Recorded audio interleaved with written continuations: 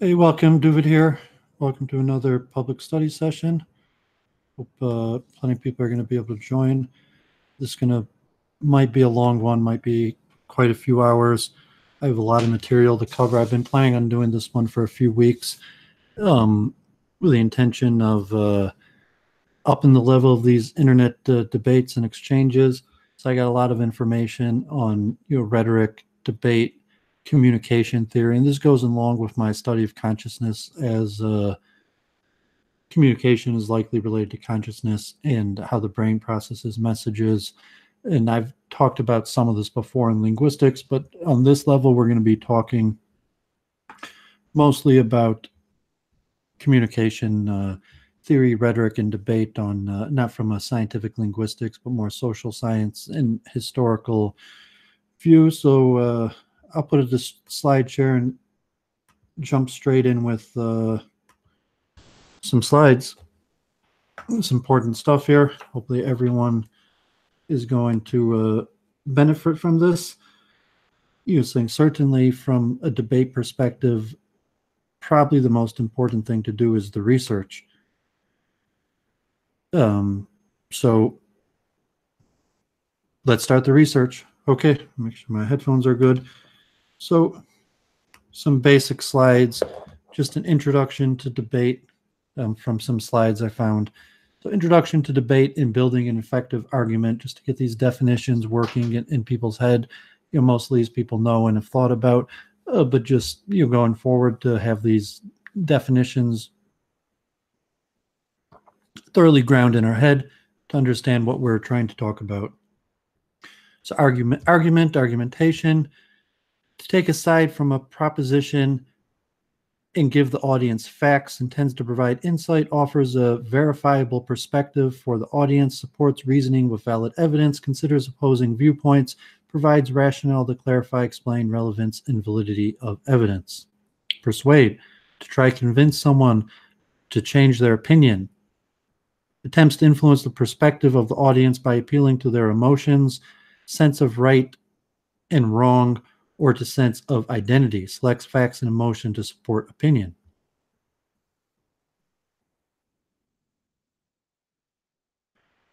Debate. It's the formal academic competition in which students argue both sides of a given topic. The foundation of a debate is speaking. Students deliver speeches based on logic and research, attempting to persuade a judge to endorse their argument.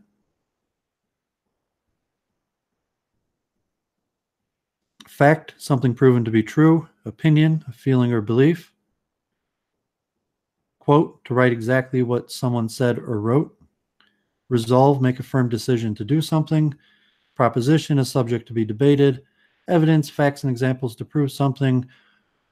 For and demand writing, quotes from the passage article. Give credit to an author when you're taking direct quotes or paraphrasing. Claims, contention, thesis. Claim, one-sided argument derived from a proposition. Contention, a strong statement to support one side of an argument. Affirmative side, the side supporting the proposition, and the negative side opposing the proposition. So the affirmative is set to prove that the resolution is a good idea, and the negative is set to prove that the topic or resolution is a bad idea. Formal debate, you'll have a judge that evaluates it and votes. Being an elegant speaker helps, but debate has much more to do with winning substantive arguments than with oratory. Debaters use a combination of research, logic, and strategy in order to persuade judges that they have won. Core of debate is refutation. Debaters both make their own arguments and are responsible for responding to arguments made by the other team. That is what distinguishes debate from other speaking contests.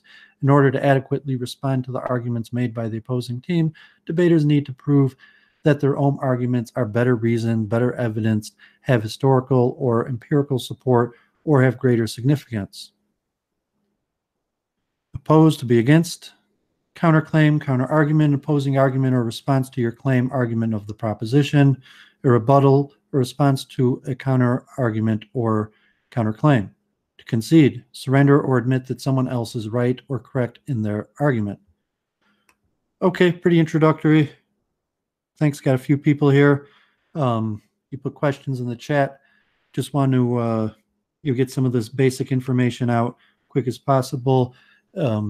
Start thinking some of these terms. And I've collected together some of the most recent scientific research and ideas on communication theory. So, as usual for these, the beginning is very simple and it'll get complicated quickly. Communication theory and public opinions, taken from chapter 5.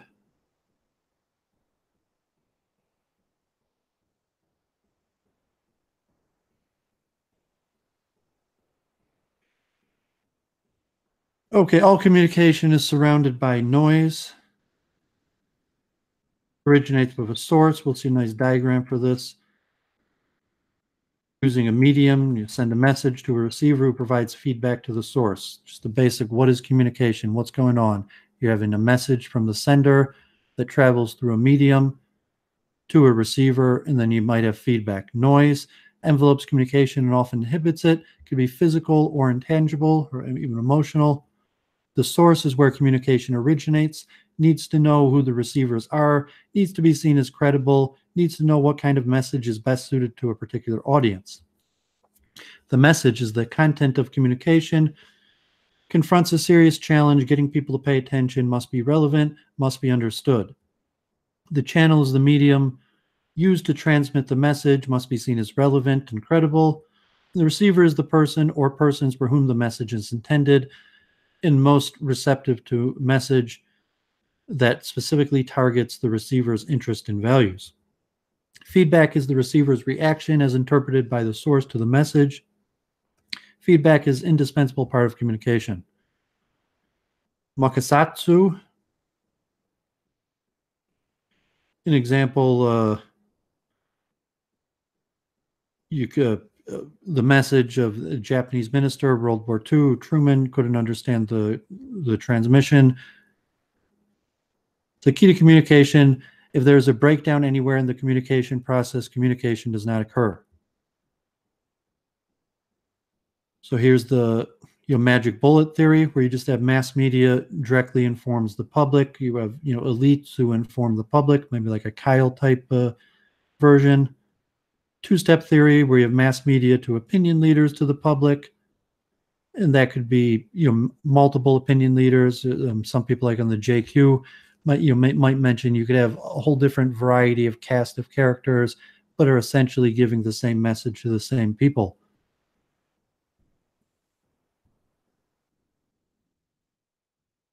Or just diffusion, where you have individuals and just information just goes all over the place. It's kind of haphazard and hard to show any specific direction of communication, that the channels of communication, that it's more random. Here the agenda setting hypothesis, where you have the work before the mass media, like the shadow control, or blockage of messages, interactive, back and forth, self-selective messages. Just common, simple, intuitive ways to understand what's happening when communication is going back and forth between people. The framing campaign, framing theory, communicating an idea in such a way that an audience is influenced by the way it is expressed. Gore's message in the presidential election, I just want all the votes counted, because he won more of the popular vote. And Bush's message, I just want everyone to play by the rules, because the Electoral College was the rules that favored him. So both don't have the presidential. One nice to mention Maslow's hierarchy of need. We'll be talking about this in relation to communication. At the bottom, physiological needs, and safety, acceptance, self-esteem, self-actualization. Monroe's motivated sequences, get the audience's attention, show a need, offer a satisfactory solution, visualize what will happen if nothing is done, tell the audience what action it should take. So Aristotle, we'll be talking about this much more in depth. Logos, pathos, ethos. Logos, an appeal to reason. Pathos, an appeal to emotion. Ethos, an appeal based on personality or character. Persuasion, when practiced at its highest level, public relations identifies common interest and promotes actions that are mutually beneficial. In this context, persuasion is an appropriate compliance-gaining tactic. Public opinion evolves, starts with already present mass sentiment, begins to evolve when an issue is interjected into that consensus. Like-minded individuals coalesce into a public. Various public engage in public and private debate. Time passes, and people make up their minds. The debate leads to consensus, which is known as public opinion. Public opinion evolves to some form of social action. The issues evolves into social value, and the process begins anew. In persuasion versus manipulation, manipulation suggests something underhanded. Short-term gains are short-lived. Manipulation comes with a cost, credibility. Those who seek to master public opinion often become a slave to it. Okay, another nice overview. 10 people here. Glad people on. So just going to keep on going through some of these basic things. You enjoy the chat and wants to add something. So let's look at more in depth of this rhetorical appeals, logos, pathos, and ethos, which I was using to analyze the Luke Ford stream of Church of Entropy, or Brundlefly, the state of internet blood sport through these debates, and he was using this famous Aristotelian model. So let's talk about it in depth. Rhetoric, brief history. Rhetoric is the study of writing or speaking as a means of communication or persuasion. The history of rhetoric reaches back to the beginnings of human culture. Ancient Greek civilization gave birth to some of human history's great philosophers, Socrates, Plato, and Aristotle. Socrates, widely credited for laying the foundation of Western philosophy, talked about him in many of these earlier streams. Plato, mathematician, dialogues, founder of the Academy of Athens, teacher of Aristotle, teacher of Alexander the Great, wrote on many subjects: physics, metaphysics, poetry, biology, zoology, logic, rhetoric, politics, government, and ethics. So hence Rhetoric, one of Aristotle's books. Rhetoric, you're really interested, go to the source, pick up Aristotle's Rhetoric. So Aristotle named 3 rhetorical appeals: logos, logical appeal; pathos, emotional appeal; ethos, ethical appeal. Puts it in a triangle around conversation. The Greek philosophers also gave us the rhetorical triangle, which argues that all forms of communications are a conversation between the text, the audience, and the author. The conversation centers around the text, what we're talking about, the logos, the author, the ethos, who wrote it, credibility, and the audience is pathos. The audience largely connects through the emotional appeal. Possibly, if the audience was connecting through a higher appeal, they would be the author, so to say. There's a reason why the audience is the audience and the author is the author. There's a triple threat. Most persuasive texts will use some combination of 3 appeals to get their message across. Each of the appeals corresponds to a part of the rhetoric triangle. So pretty basic. If people haven't heard of this before, it's pretty powerful. You could really analyze everything that comes out of your mouth through Aristotle's rhetorical triangle. So logos appeals to the logic and may include facts, statistics, or quotes. The information is used as evidence within a text to support your argument and persuade the audience. So logos literally means word. Dialogue is the exchange of words between 2 people. A monologue is the delivery of words from one person without any expectation of a response. A logo is a symbol that represents all the words associated with a company or brand. So here's an example: correlation, a chart, facts, data, logos. Certain, have different element. We'll come back to this comic that has elements of logos, pathos, and ethos. So pathos, the appeal to the emotions, needs, and wants of the listener. Strategy attempts to influence or manipulate the emotions and desires of the audience in order to persuade or convince the listener that their argument is true. So sympathy and empathy are both emotional states that have to do with shared feelings. Pathological liars have no feelings of guilt when they do not tell the truth. If someone is pathetic, they are pitifully sad. Pathos, the power of a story. Many of the stories we hear and read as children are written to appeal to our emotions so that we will be persuaded to follow certain social and moral codes, which brings us to the next part of the rhetorical triangle, ethos. Ethos appeal to our sense of ethics, including social and moral codes, trust, and credibility. There are two kinds of ethos, artistic and inartistic. Artistic ethos is created and sustained through the delivery of the message. Inartistic ethos pre-exists and comes along with someone's status or station.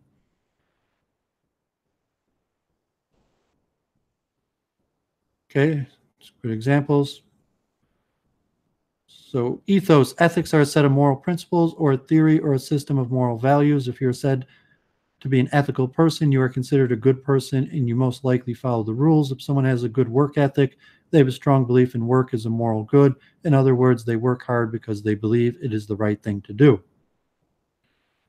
Okay, so with this ethos, pathos, logos, let's try to identify it. This, whatever the slides here, maybe we'll get people on. We could look into debates we're currently having, rather than this, universally slide. So here's an example from this, trying to sell a plastic harmonica. The pitch from logos, ethos, pathos. Logos, the description of the harmonica offers us specific facts and features that persuade us to purchase the harmonica. Instructions in every package can be washed in soap and water. They also offer us a choice of colors and pricing options. Ethos, the harmonica is sold by a company called International Plastic Harmonica Corporation. Suggests that the brand of the harmonica is known around the world. Although if we look carefully, we would notice the business is run out of Newark, New Jersey.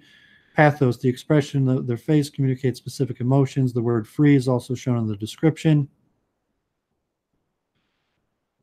Loading an emotional word. The words what you need is a magnet, suggesting that harmonica will be the solution to the man's unhappiness. Easy to play, so on and so on.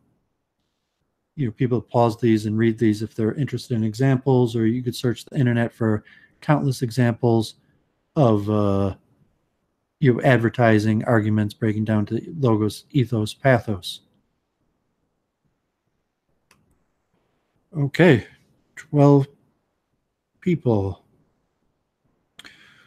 Okay, take a second for these comments. I got 3 more slideshows I want to go over, and then I got some interesting information like YouTube and different things. So let's so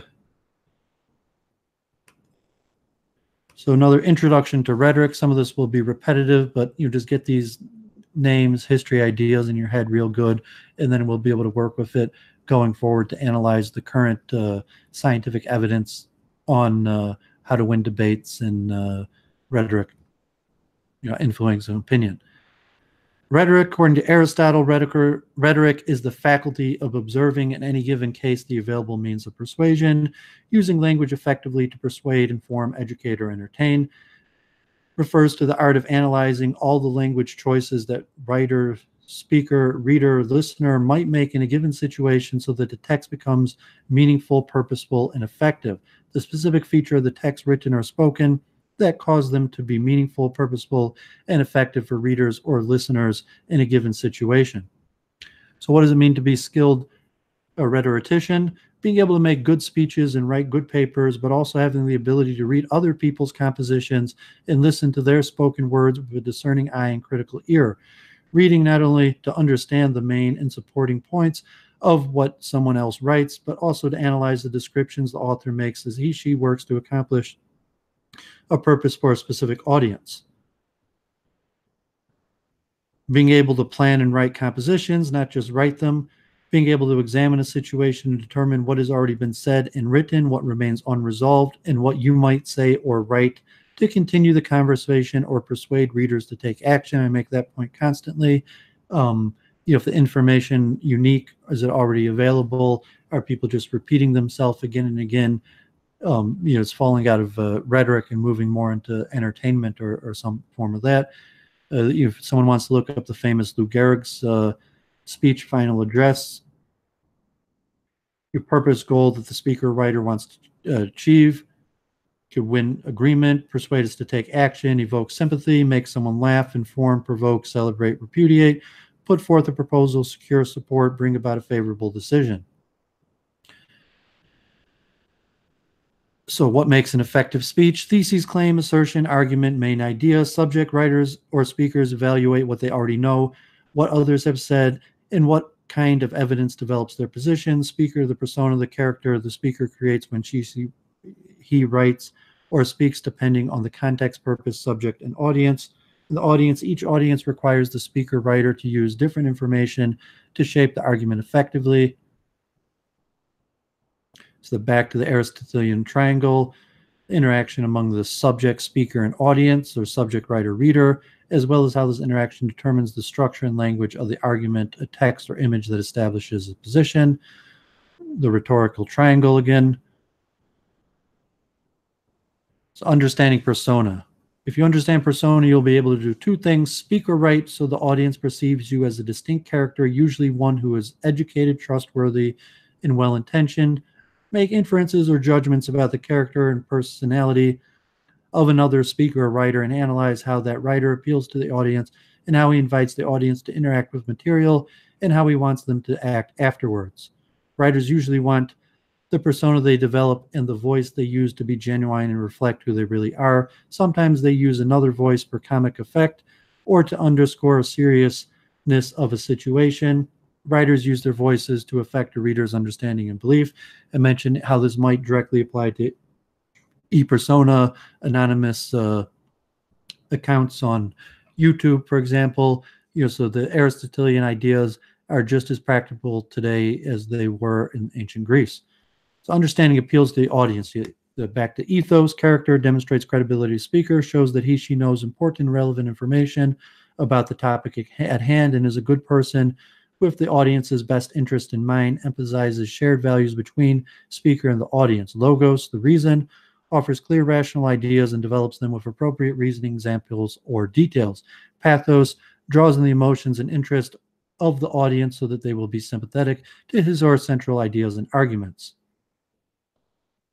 So understanding subject matter and its treatment, what you decide to include in composition is intimately connected to you. Why are you writing? Whom you're writing to? What kind of text are you composing? Some of the obvious go back to grade school, but are important for what we're doing. 4 essential concepts. Any question or issue that might become the subject of a text must have at least 2 paths of interpretation, analysis, or argument. Effective material is generated by capitalizing on what the audience already knows, making them curious to know more, and then satisfying that curiosity by building on what they already know. Basic move of all rhetorical texts is claims plus support. Central responsibility is to generate substantial material to support the points you are making.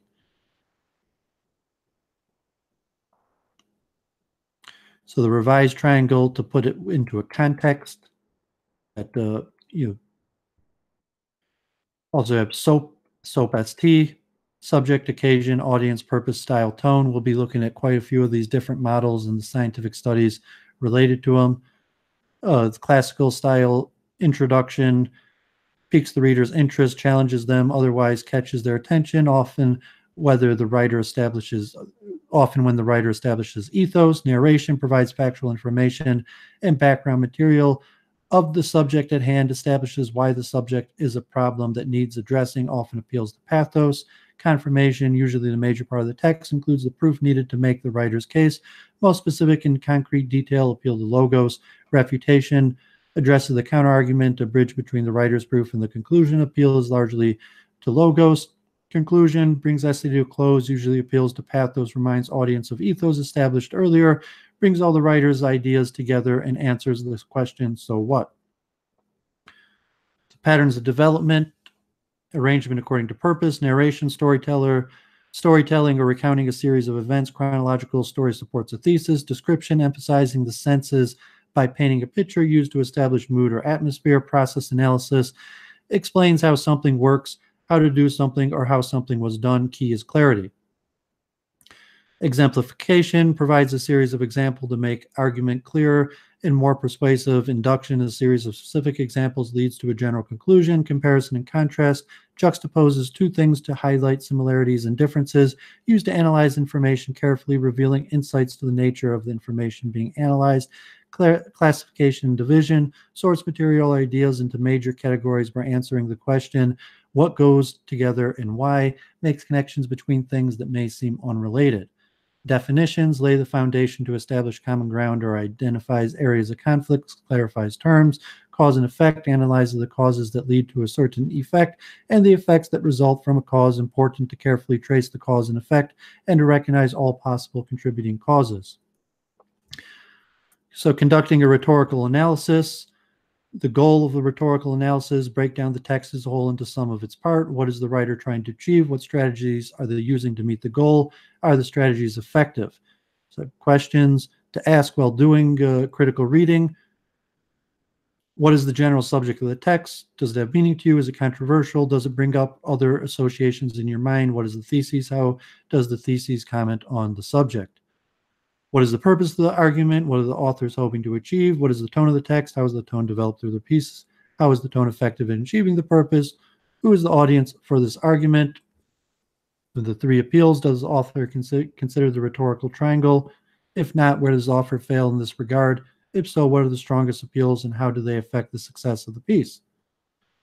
So appeals to ethos, does the author establish credibility and trustworthiness? How does the author handle the subject and or the audience? Appeals to pathos, does the author make any emotional appeal? What techniques does he use to reach the audience emotionally? Is the appeal to emotion primary or secondary to the author's purpose? And appeals to logos, what facts are used in the argument? What facts are left out of the argument that might affect the piece? Does the argument rely on logic? And claims, what claims are made in the argument? What techniques or devices does the author use to establish these claims? What issues are raised in these pieces? What are the contexts considered in the piece? Social, political, historical, cultural. What interests do these contexts serve? Who gains or loses as a result of the argument? And the shape of the argument, how does the shape of the argument of the piece affect the argument? Does the argument go from specific to general? The inductive reasoning makes a claim based on looking at a number of specific examples. Small to big, does the argument go from general to specific? Deductive reasoning makes a claim based on a general principle then applying to a specific case. Are there headings or divisions in the writing? How does the style of the argument work to persuade the audience? How would you characterize the overall style of the piece? Formal, informal, serious, lighthearted, slanted, objective? Anything unique or interesting about the style that is worth discussing? The language of the argument work to persuade the audience? Consider the diction. How does the word choice relate to the purpose? How does the sentence structure or syntax affect the piece? Do sentences stand out that might be significant? Making connections.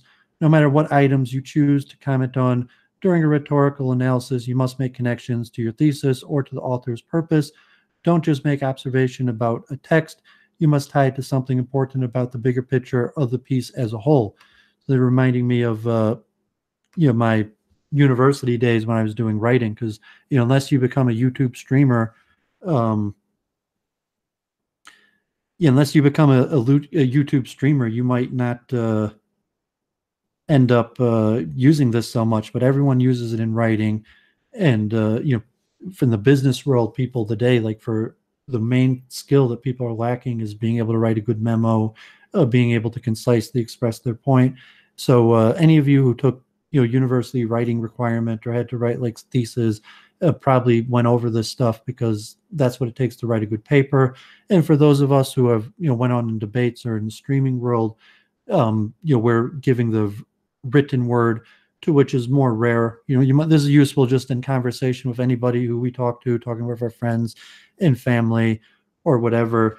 But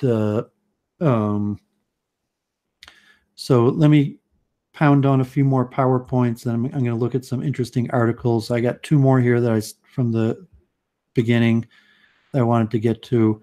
And so let's look at just 10 principles in communication theory. We're going to be going in depth into communication theory. So this is just the introduction, like rhetoric from the ancient Greek school in debate, and then communication theory developing, in Europe over the last few hundred years will be much more in depth. So motivation. Communication is motivated by our basic social need for affiliation, achievement, and control, and our strong desire to reduce our uncertainty and anxiety. Social exchange theory, social penetration, spiral science, constructivism, groupthink, critical theory of organization, uncertainty reduction, agenda setting, cognitive dissonance. Just get some of these keywords into our mind. Identity, communication affects and is affected by our sense of identity, which is strongly shaped within the context of our culture. Symbolic interactionism, cognitive dissonance, face negotiation theory. You think of identity politics, much related to credibility. Our verbal and nonverbal messages are validated or discounted by others' perception of our competence and character. Rhetoric of Aristotle, dramatism, SIP theory, expectancy, violation, social judgment theory, ELM. Expectation. What we expect to hear and see will affect our perception, interpretation, and response during an interaction. Expectancy, violations theory, social exchange theory, uncertainty reduction theory, SIP, cultivation theory, spiral of silence. So we hope to get into some of these theories and the studies of how valid they are. Audience adaptation. Be mindful of creating a person-centered message specific to the situation. We increase the possibility of achieving our communication goals. Constructivism, social judgment theory, ELM, expectancy violations, space negotiation. Social construction, persons in conversation co-construct their own social realities and are simultaneously shaped by the worlds they create. Coordinated management of meaning, critical theory of communication, good old Frankfurt School of Critical Theory. We'll be looking at that also. Symbolic interactionism. Shared meaning. Our communication is successful to the extent that we share a common interpretation of the signs we use. Cultural approach to organization. Speech codes, symbolic interactions, critical CMM, critical theory communication. Semiotics. Narrative. We respond favorably to stories and dramatic imagery with which we can identify. Narrative paradigm, CMM. Cultivation theory, symbolic convergence theory, cultural approach to organization, genderless styles. Conflict, unjust communication stifles needed conflict. Healthy communication can make conflict productive. Back to critical theory, cultural studies, interactional view, CMM, relational dialects, and dialogue. Dialogue is transparent, open conversation that often creates unanticipated relational outcomes due to parties' profound respect for disparate voices. Relational dialect, CMM, phenomenological, social penetration, gender-like discourse ethics, critical theory. Okay, so you got a lot of stuff to look forward to.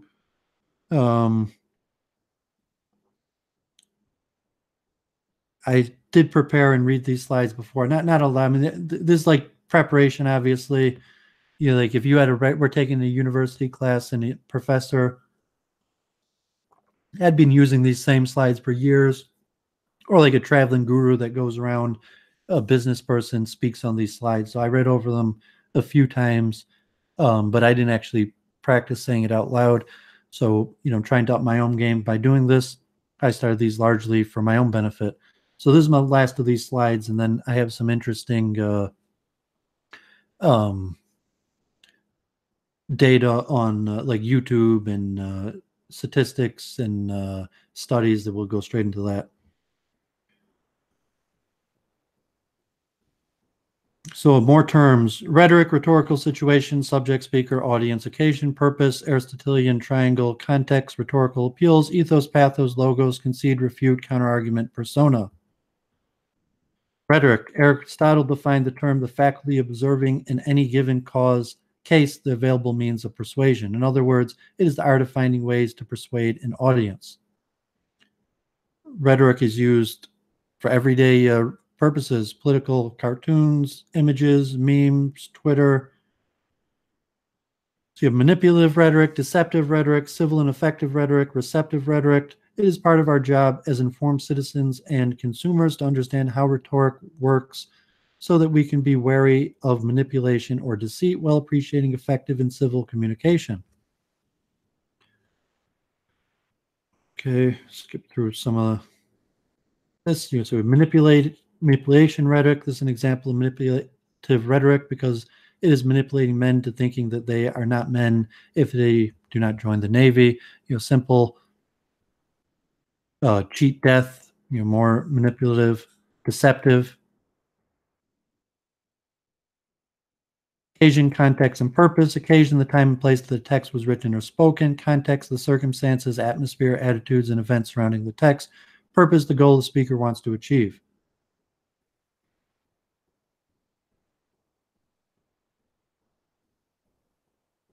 So cover a little more of this rhetorical triangle. We got speaker, audience, subject. So the speaker is the person or group who creates a text. It is important to not only think of the speaker as a name, but to consider the description of the speaker. Who is the speaker of the speech? The audience is the listener, viewer, or reader of a text or performance, but it's important to note that there may be multiple audiences, and the subject is the topic. So here they're analyzing Lou Gehrig's farewell speech that is famous as the echo, today, today, today, the happiest day of my life. So the speaker, the subject in this case is illness, ALS. And the audience, teammates, fans, stadium, radio, anyone interested.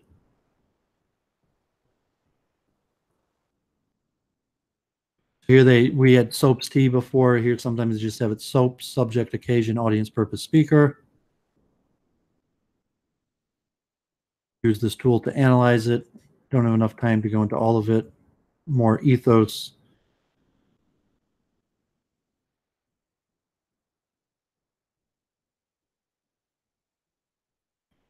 Okay, so here are a lot of examples. We just don't have to get time to go through. People could go through on their own and research this.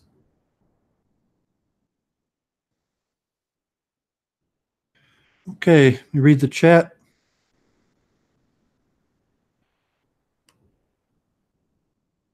Okay, so these skills are, it could be higher IQ or natural proclivity, but these are the type of things that anybody could learn to do and improve their speech. Everybody communicates, even people are deaf or blind. You usually have to develop some way to communicate. Very rare, disability, a person can't communicate at all. We're communicating beings, and so yeah, I made this generally to be of use for these internet live stream debates and stuff like that. But so I was just looking at what Elliot posted. It looks like a thing of himself skiing. To look at that later. Very nice. Okay, so for like levels of debate where we have audience or we're trying to break into new scenarios or sections of the internet. So, but the communication theory and skills is useful to everybody. It's extremely important in writing in the business world, because usually the written word is more important than the spoken word sometimes in business, contracts and documents, but just in terms of day-to-day communication. So let's look at some stuff on YouTube. So here, 22 YouTube stats. We take a switch to YouTube. 22 YouTube stats that matter to marketers in 2019. Maybe making money off of this, making streams. We're all using YouTube. So you got 1.9 billion logged in users to YouTube every month. 96% of 18 to 24-year-old Americans use YouTube. Half of people over 75 use YouTube. You can see the nice chart of percentages of age using YouTube, but even people over 75, over half of them use YouTube. Over 80 languages. About 16% of YouTube is American, second most ranked country behind YouTube, second most visited website after Google and Facebook. Mobile app, very popular.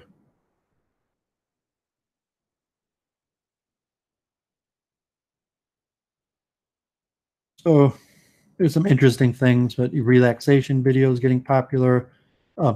People use YouTube to learn things. What I'm trying to do, somewhat educational. Top 10 YouTube earners made 42% more money in 2008. The next one will show how much money people are making off YouTube. 5 of the top 10 are gamers. A lot of people watching product reviews, a whole bunch of different things that YouTube could be useful for.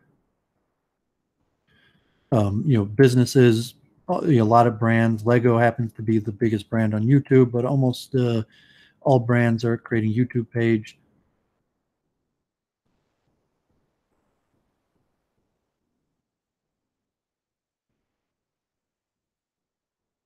Ad revenue went up 17%, 2018.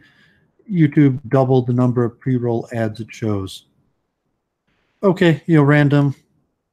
Add some quick, interesting thing. So let's look at a little bit more YouTube data. There's probably a lot more, but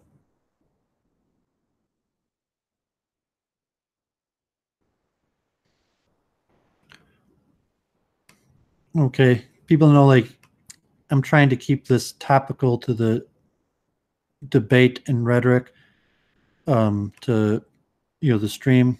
People message me or ask me in different venues, trying to keep the public study sessions focused on the one area of interest, for future reference or other people watching it that may not know who me or other people are and just want to learn on a subject.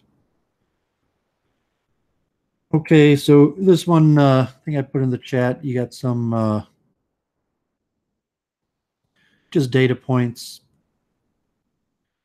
149 monthly views, 63 million daily viewers, hours of video watched daily, more than 1 billion. Facebook, more than YouTube, YouTube number 2.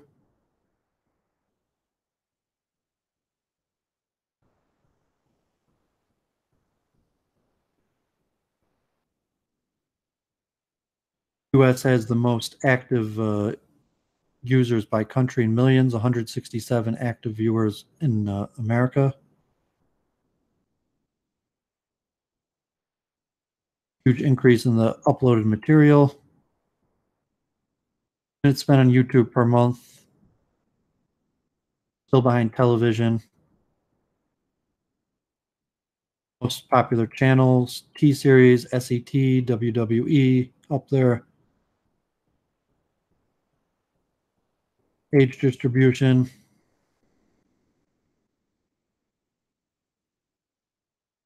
Here's the top 10 celebrities. PewDiePie, number 1, 54 million subscribers.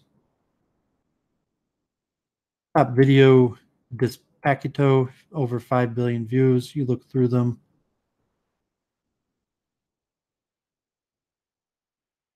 Here's some stuff on the revenue. So ad revenue is increasing year after year. It's predicted to be, it was over $8 billion in 2015. If there's more interest, we can analyze Google, the company, and all the stock information. Top earners 2015, PewDiePie made $12 million. And then, already by the top 10, they're like 2.5. I think I saw that there were, like, I forget the number of people making over 100,000 a year from YouTube.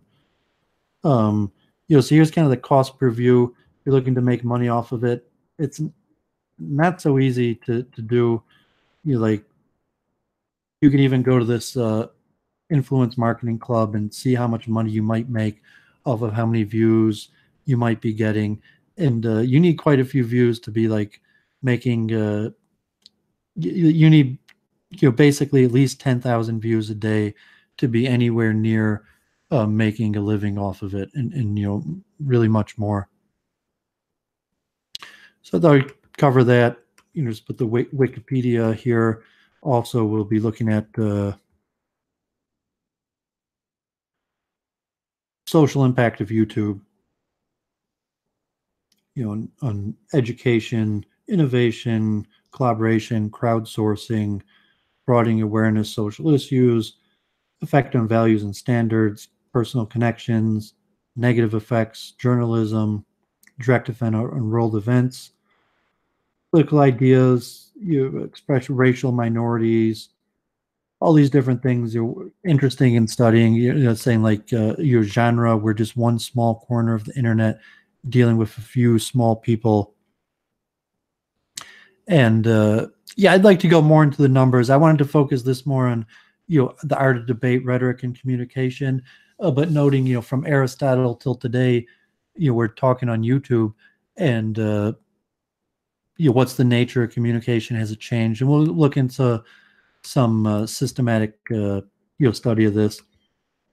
Here's interesting historical view of debate in Judaism.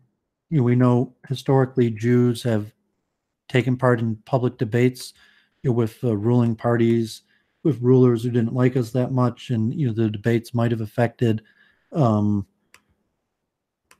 happened to us, whether we were expelled or forcibly converted or God forbid tortured or whatever. So there's a lot of these famous debates going back in history. Public debates on religious subjects between Jews and non-Jews, religious differences have at all times induced serious-minded men to exchange their views in order to win opponents over to their own side by appeals to reason. Abraham is represented in the Midrash as holding a religious debate with Nimrod. In Alexandria, disputations between Jews and pagans were probably quite frequent. The first actual disputation before a worldly ruler took place in Alexandria about 150 BC under Ptolemy Philometor between Andronicus ben Meshulam, the Judean, and Sabius and Dositheus, Theodosius, Samaritans, with reference to the scripture within the Samaritans claim to have been omitted by the Jews in the Septuagint translations. So just the historical debate about the status of the Samaritans that took place in front of the Greek rulers, because it was important to how they were ruling the province at the time that they required Jewish leaders to publicly debate. In the time of Emperor Caligula, the first disputation between Jews and pagans before a ruling monarch took place. The erection of the statues of Caligula in the synagogues of Alexandria, having caused the Jews to send a deputation under Philo to the emperor, while the anti-Jewish party sent a deputation under Appian. It was typical of all later disputations, insomuch as the defeat of the Jews was a foregone conclusion. Some of Philo's arguments are probably preserved in part in his works. Between the Jews and the Romans, there's many disputed in the Talmud. Jews and the Christians, all throughout many cases in the Middle Ages. You see the famous ones of Paris and Barcelona, of Yechilma Paris and of Nachmanides. And till today, friendly disputations, Rabbi Shmuley Boteach, Rabbi Sachs from England, commonly take part in these disputations. Okay, so let's do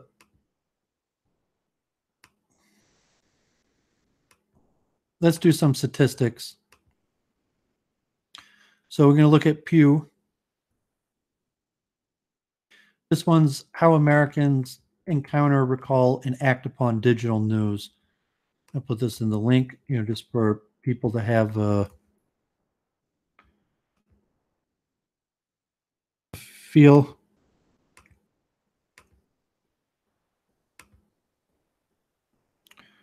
Okay.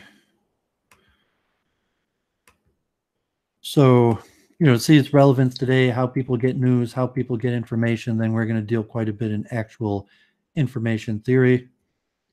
Social media, the rise of social media, news websites for people getting their information either straight from a news website or app like CNN, or social media supplying that, to actually searching for the news, to getting like email text alerts or hearing from family. These demographics are changing over time.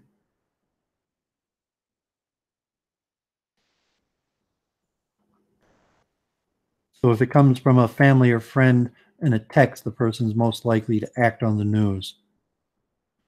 Or, topics that deal with community, health are more likely to get at reaction than entertainment. More personal, semi-obvious, but good to be familiar with the latest number.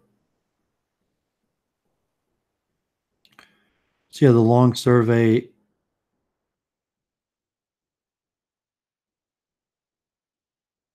just about habits online.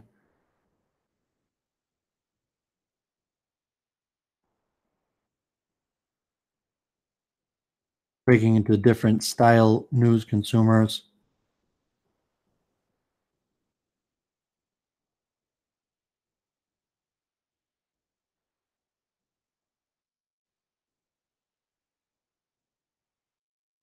People who get the news through the same pathway the majority of the time, or people who use different pathways. So a lot of people find a pathway they get the news through and stick with it, and other people like me, you might use like social media, different things, but I still basically use all venues. I was searching for news all the time, but percentage wise, I might break down similar to this.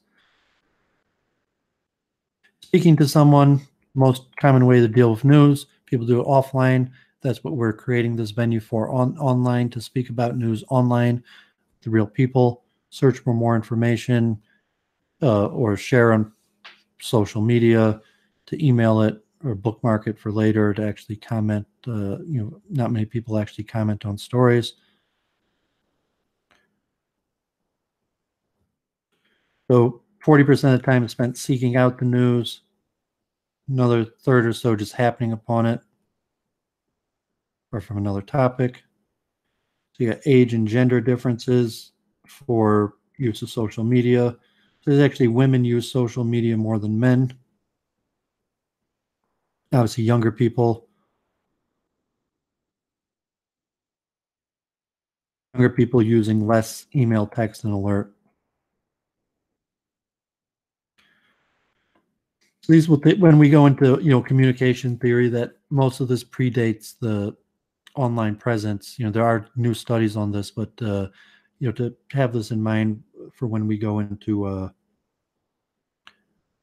the intricate details of social of communication theory. Oh, because I'm not exactly sure how relevant that is. I have one more. I'll put it in the link. Hemorrhaging viewers here. It's hard to people stay on the same topic so long. If people want to join in and talk about communication theory debate, from a logos perspective, I could take someone on if it's getting kind of boring for people. But otherwise, I'll just document this data and I'll have it there in timestamps so people could look at it in their own leisure. But it's important. So here was a thing. We're going to look at like the Kahneman studies and the most recent studies about how can you tell the difference between fact and opinion? What's a fact? What's an opinion? And the reality is that people do notoriously bad at these simple tests. So like 5 factual statements, 5 opinion statements, and the amount of people that falsely identified them is pretty high. So these studies, factual statement, regardless of whether it was accurate or inaccurate. In other words, they were to choose this classification if they thought that the statement could be proved or disproved based on objective evidence. An opinion statement, regardless of whether they agreed with the statement or not. In other words, they were to choose this classification if they thought that it was based on the values and beliefs of the journalist or the source making the statement, and could not definitively be proved or disproved based on objective evidence.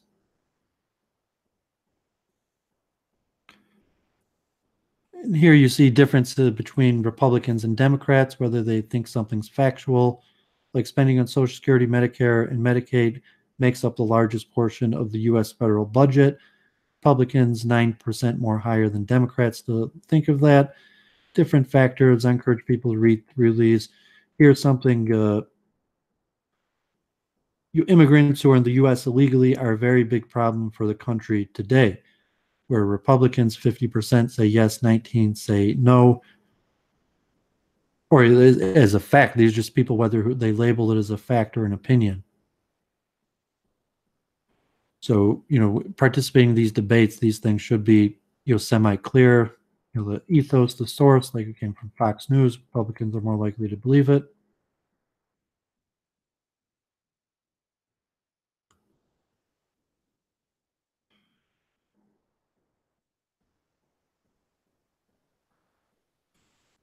So just identifying factual statements. What is a factual statement or opinion statement is, a matter of simple logic that is somewhat objective. However, most Americans can't agree on it. And hence these studies. So if people are into the modern data, or how people read about news. I thought I'd put it there. And okay, so I got more PowerPoints. I'm going to take it off screen share for a second. And I'm not sure if there's drama in the chat or okay, I appreciate Jennifer sharing on Facebook this. Sorry to lose my voice to talk straight. It's hard to, monologue. However, that's what we're here for. We're streaming. We're going to get into some deeper levels of communication theory. And, just to document for my own use, for anyone out there who wants to improve their debate, if, people went on the stream to talk about the subject matter at hand, that's fine. Although, at this point, it might be easier for me to just monologue it because there's a lot of material to cover. And really, you could read this stuff on your own. If people watch my speed reading or stuff on like how we learn, there's a reason why I do this in reading these definitions. And even for people who you just want to listen to Duvid read the definitions and go over basic things and see with your own eyes, there is a certain learning to that. I have discussed it in previous streams. So let me just catch up with the chat. Got my vape back on. Take a minute to read the chat. Sorry for the dead time.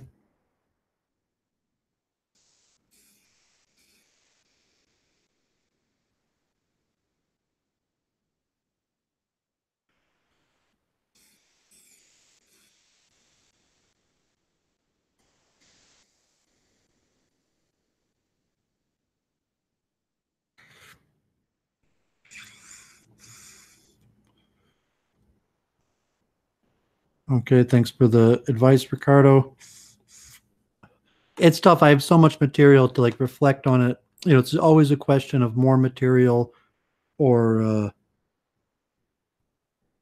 how much material you're going to give or how much depth you're going to give. So in the beginning, I just want to cover it quickly, and we'll go back to it in more detail. So I'm probably going to be at this another 2 hours because there's a lot of stuff here. Okay, so I'm going to re-enter SlideShare.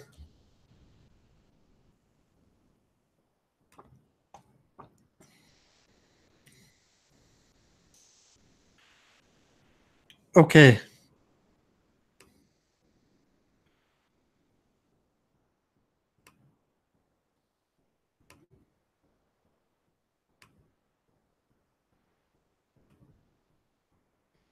Okay, so these aren't that bad. That aren't that long. So communication and history.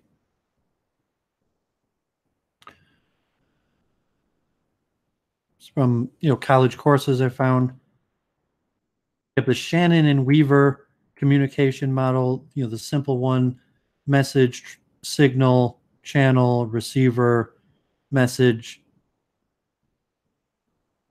The more complicated Gerbner model of 56, some form of form and content, and that's why we're going to get more in detail into these specific theories of how communication works. Some of my early consciousness, we've talked about that in terms of perception.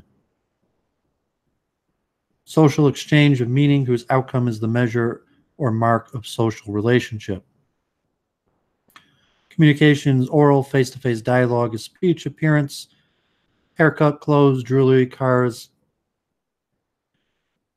So in the Goffmans from 1956, establishing relationship with the audience, mass media, newspaper, television, radio, new methods like YouTube, reaching.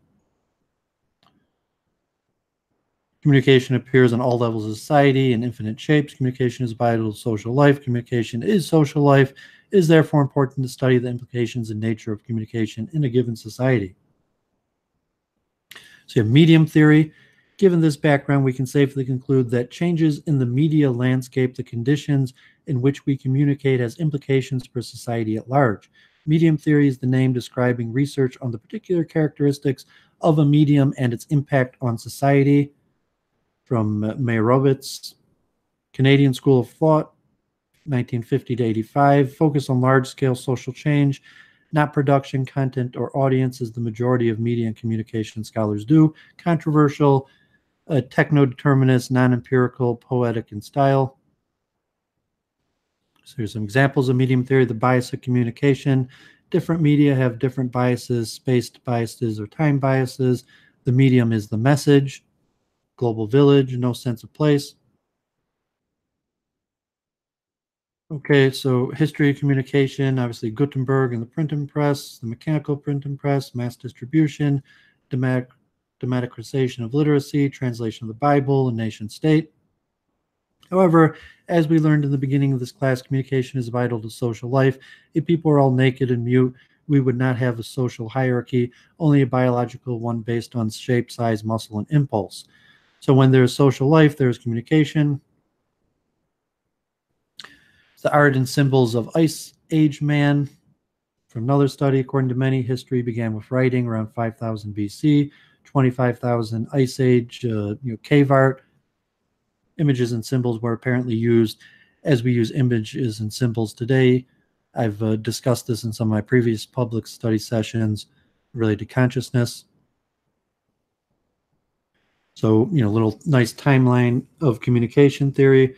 So the shift from using stone to papyrus in ancient Egypt to 200 AC, introduction of paper in Europe, was invented from China, the Gutenberg printing press, to Alexander Graham Bell and the telephone, the telegraph, radio, television, cell phone, internet. Okay, this is just a little overview. Pound through some of these more quickly than others.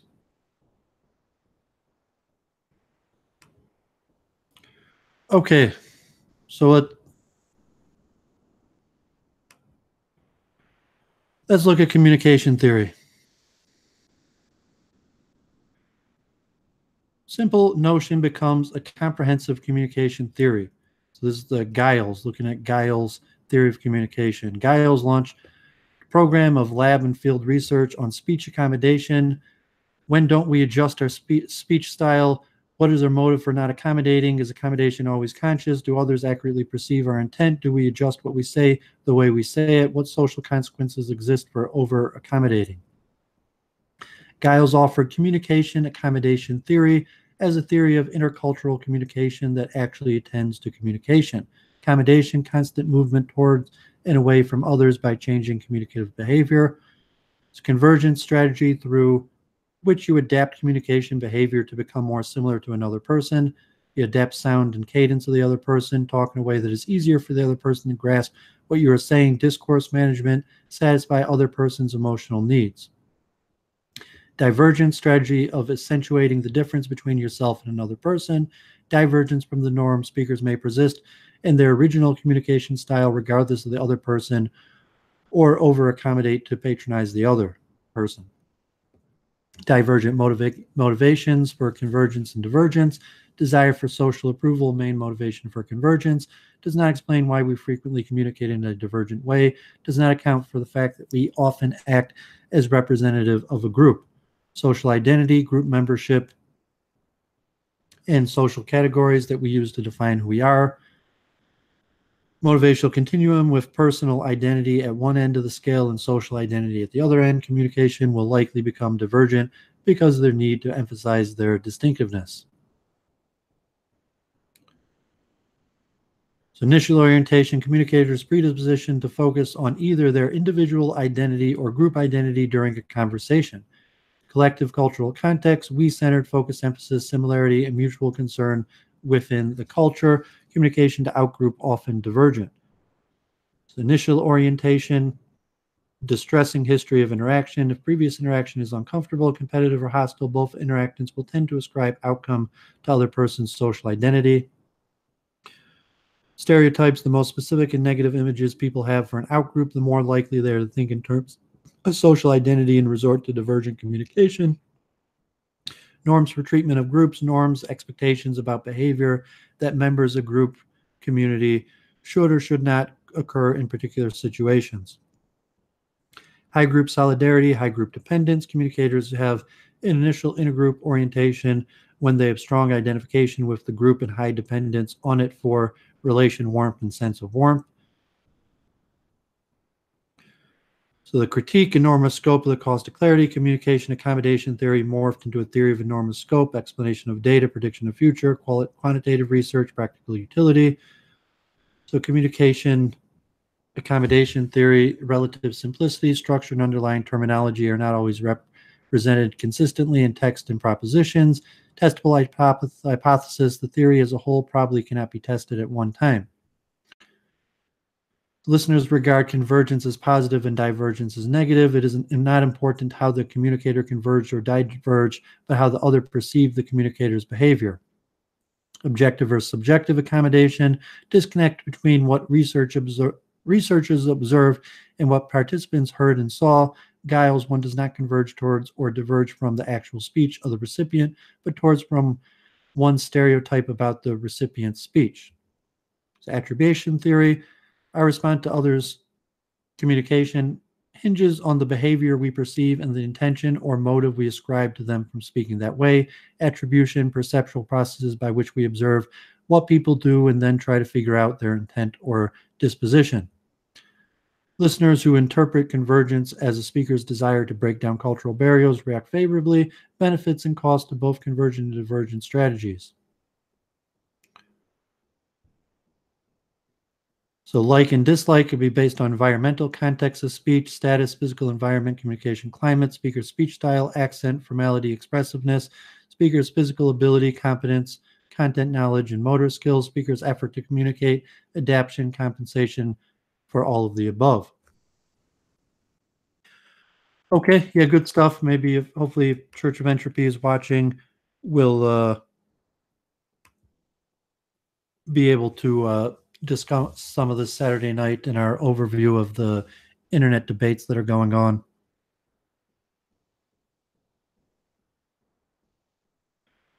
Okay, so let's keep going. So tracking arguments. Seminar will follow the following pattern. What is tracking arguments and why is it important? The process by which we track arguments, things to avoid, some tips to bear in mind, example argument tracked using an online debate, followed by an exercise to practice the skills learned in this web seminar. The what and the why. What does tracking arguments mean? Tracking arguments is the process by which judges follow an argument as it flows through a debate. This involves several stages, which will be looked at in more detail below. It involves noting the initial argument, responses to it, how the argument is presented at different stages of the debate, and also how the debate is summarized by the whip speakers. Tracking arguments is not the same as writing down notes on arguments made during a debate. Tracking arguments is important because it highlights how important an argument may have been, highlights where an argument was responded to or not responded to, allows you as a judge to analyze arguments in a comparative way, helps in comparing the relative performances of teams, ensures arguments are given the credit and scrutiny they deserve. So the process. Part 1, noting the argument. When taking notes based on the argument a speaker has said, it is crucial to record what they have said accurately. If this isn't done, the argument cannot be judged correctly. The argument should be recorded in language as close to that used by the speaker in the debate as possible. Arguments, when recorded, should be kept separate as far as possible, as if this is not done, it becomes difficult to separate out arguments later when adjudicating and seeing which ones were properly responded to. You'll carry out this process with every new argument made in a debate. When I was in high school, I was on the debate team and a very good training in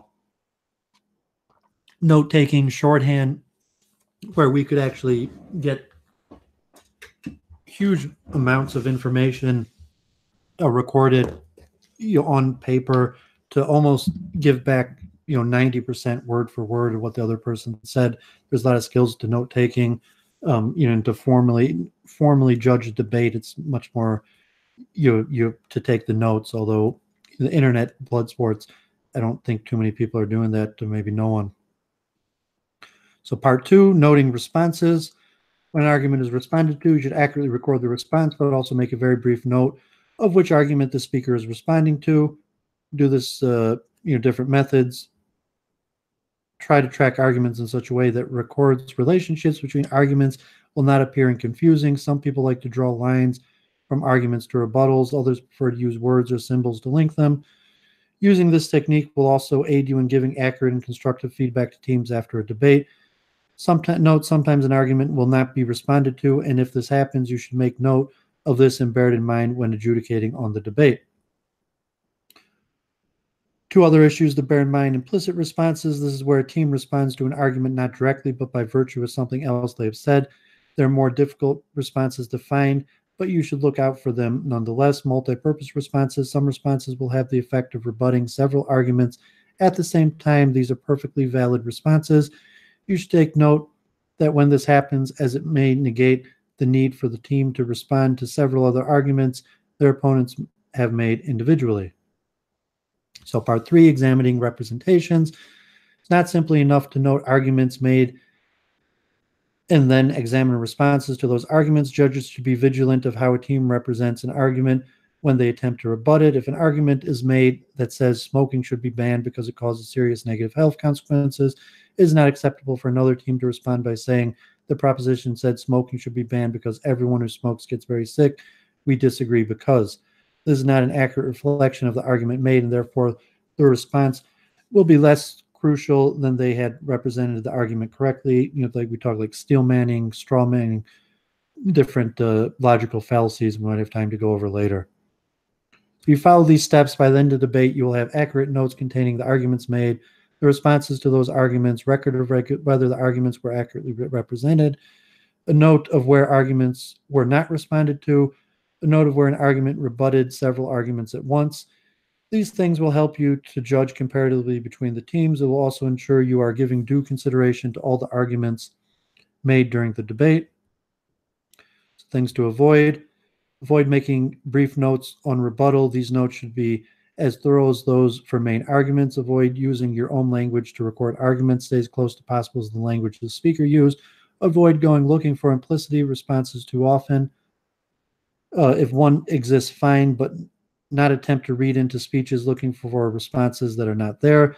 Avoid just talking your interpretation. If you're unsure how an argument flowed down the table, ask the judges on the panel to explain to you how they saw the argument process progress. Some tips. Very strong argument has been made. Make sure to note if it is not responded to by other teams. If a challenge is presented or a question asked by one team to another, note the response or lack of response. Not all arguments require a response. If an argument is extremely weak or irrelevant, it may not count against the team who does not respond to it. Stay focused. One argument may continue on for the entire debate. Make sure you continue to track its evolution and responses to it as the debate goes on. Finally, always be comparative and judge persuasive overall. How well teams respond is very important, but is only one factor in many in assessing the overall positions of teams in a debate. It'd be like if someone tried going through all Luke Ford and KMG, like hundreds, or JF, and could actually chart out these debates and how much are new further argumentation or just reputations. And, so an example. Okay, so we know the goals of tracking arguments to be able to accurately assess the teams, accurately record arguments made as closely as possible how they were made, avoid missing arguments in the round, assess the responsiveness of the team, assess the most vital arguments in any given round. Okay, so that's more for formal debate.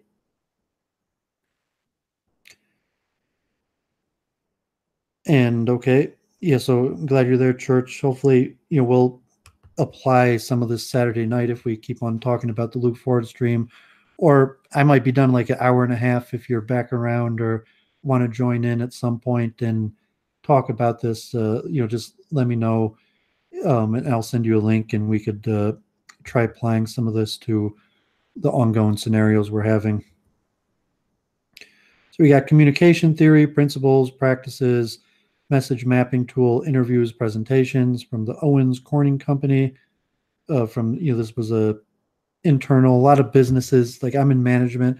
I've seen a lot of this stuff from like management training things. So here's probably example of just management training where they go over the basics of communication.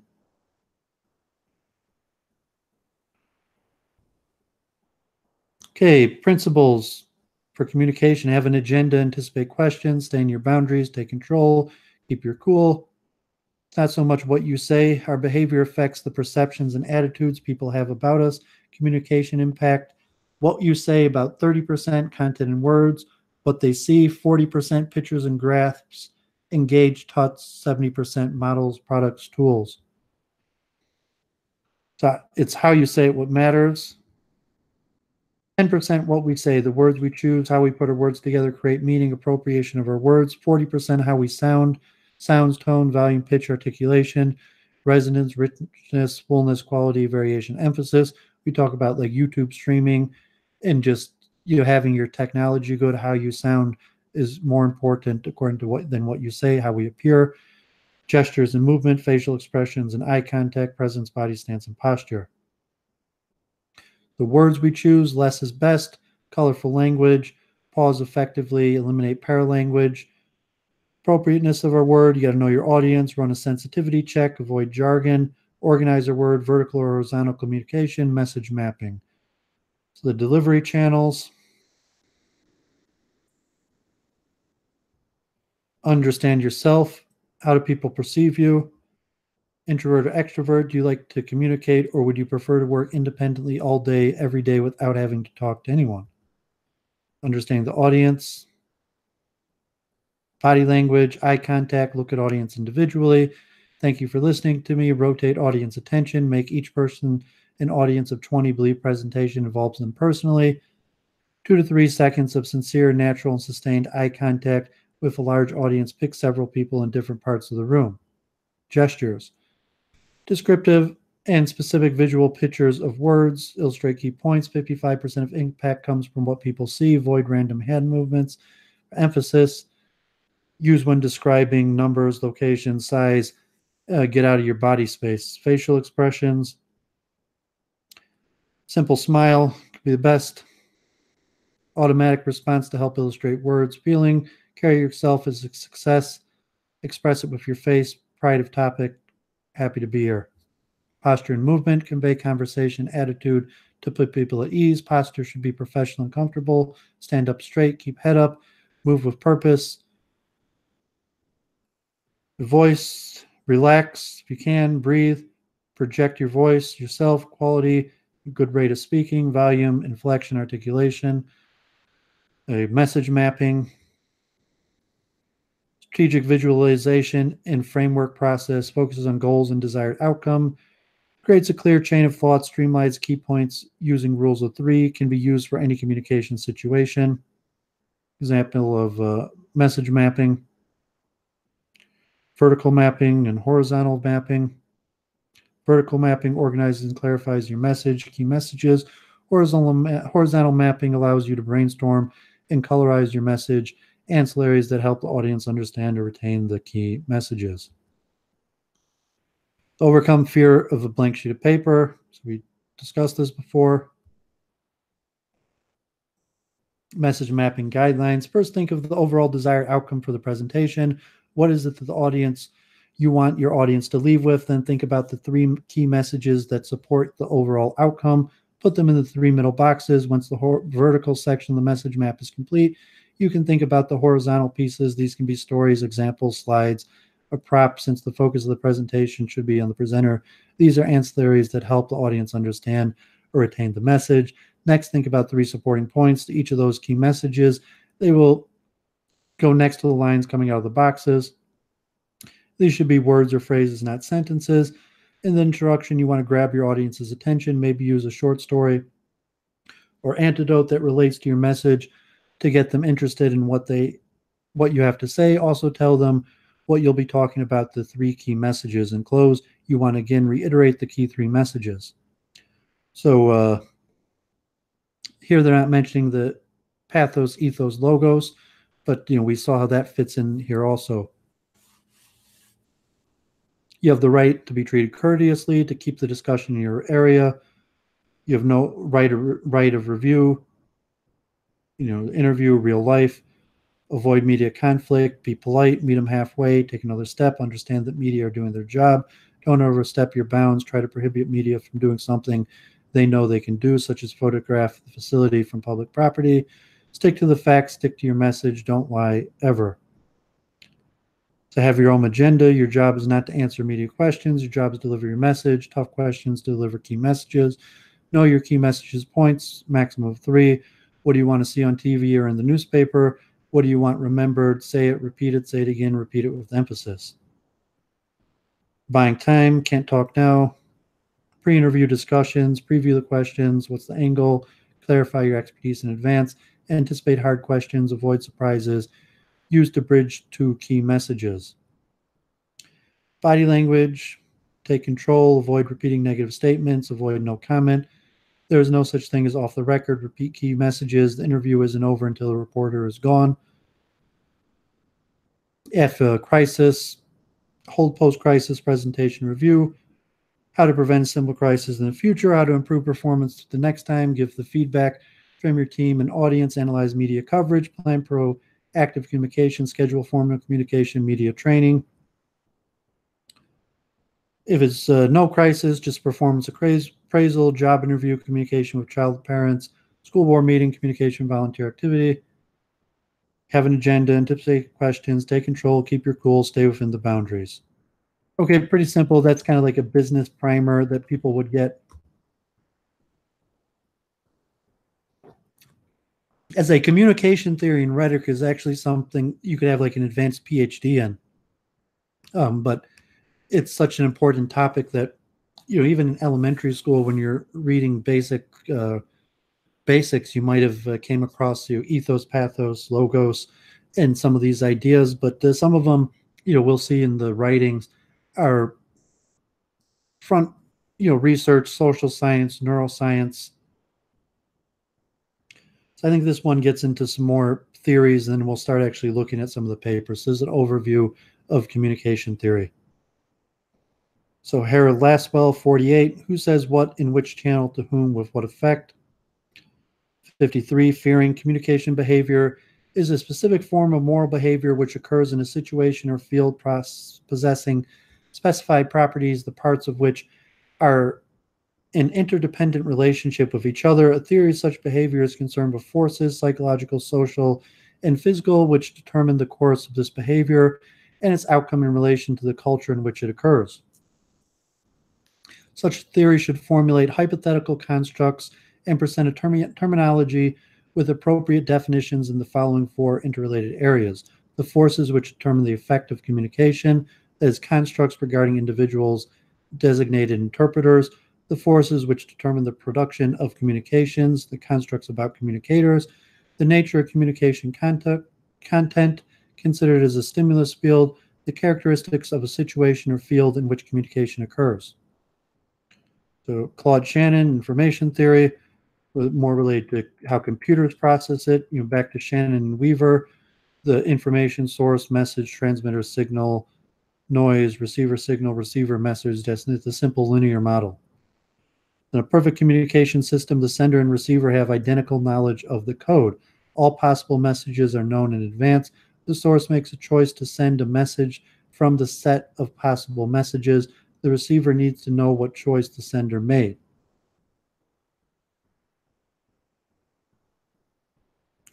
So information is not content. The message has information if it reduces the uncertainty about what choice the sender made. If the choice is already known to the receiver, the message is redundant. Information is not content in information theory. So according to one of these examples where we could figure out how to read this even when the letters are somewhat off. The information is not meaning. Information is different from the content and meaning of the message. Information is not the interpretation of the information. Peter Drucker wrote the difference between informating and communicating in an organization. So entropy, concept in communication theory. Church of Entropy is listening. Entropy is randomness, chaos, the lack of organization and predictability. Entropy is uncertainty. Information reduces entropy in a communication system. Entropy is a variable in most situations. Measurement of information, we'll be talking more about the entropy in communication theory. It's actually quite a big part of noise and communication failure. Measurement of information, the smallest unit of information is a bit. For computers, some math. Choices, signal, we make choices about which signal to send, sounds, letters, semantics. We make choices in a given situation about which meaning to send, lexical choice, meaning, pragmatics. We make choices in a given situation about which behaviors to enact. I discussed some of this when I talked about linguistics related to consciousness. So Becker in 68, we construct messages which are in effect overlaid to form the large and complex communication environment or mosaic in which each of us exists. This mosaic consists of an immense number of fragments or bits of information on an immense number of topics. These bits are scattered over time and space in modes of communication. Each individual must grasp from the mosaic those bits which serve his needs, must group them in message sets which are relevant for him at any given time, and within each message set must organize these bits and close the gaps between them in order to arrive at a coherent picture of the world to which we can respond. So Berg on Becker in 99, one of the most visionary aspects of Becker's essay was his call for communication scholars to reconceptualize how we think of messages. Becker's call for message audience-centered critical studies of differences among audience members move far beyond the active audience notion. In fact, Becker's mosaic model of the fragmented processes entailing in receiving information and creating meanings, and his assertion that critical scholars should concentrate on differences between segments of audiences prefigured the subsequent development of audience-centered critical media studies. Some analysis, data, I'm going to skip this for now. Hopefully, this is worthy of studying the mathematics of it, but not for today. So Heater 46, balance theory. People try to maintain a certain type of consistency between their opinions of other people and their opinions of what those other people say. Imbalance produces a psychological stress that must be resolved, similar to dissonance.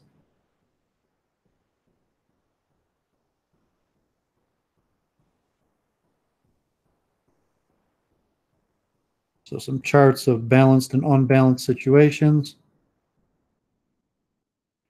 Newcomb 53, communication among humans performs the essential function enabling two or more individuals to maintain simultaneous orientation towards one another as communicators and towards objects of communication. The term orientation is used as equivalent to attitude.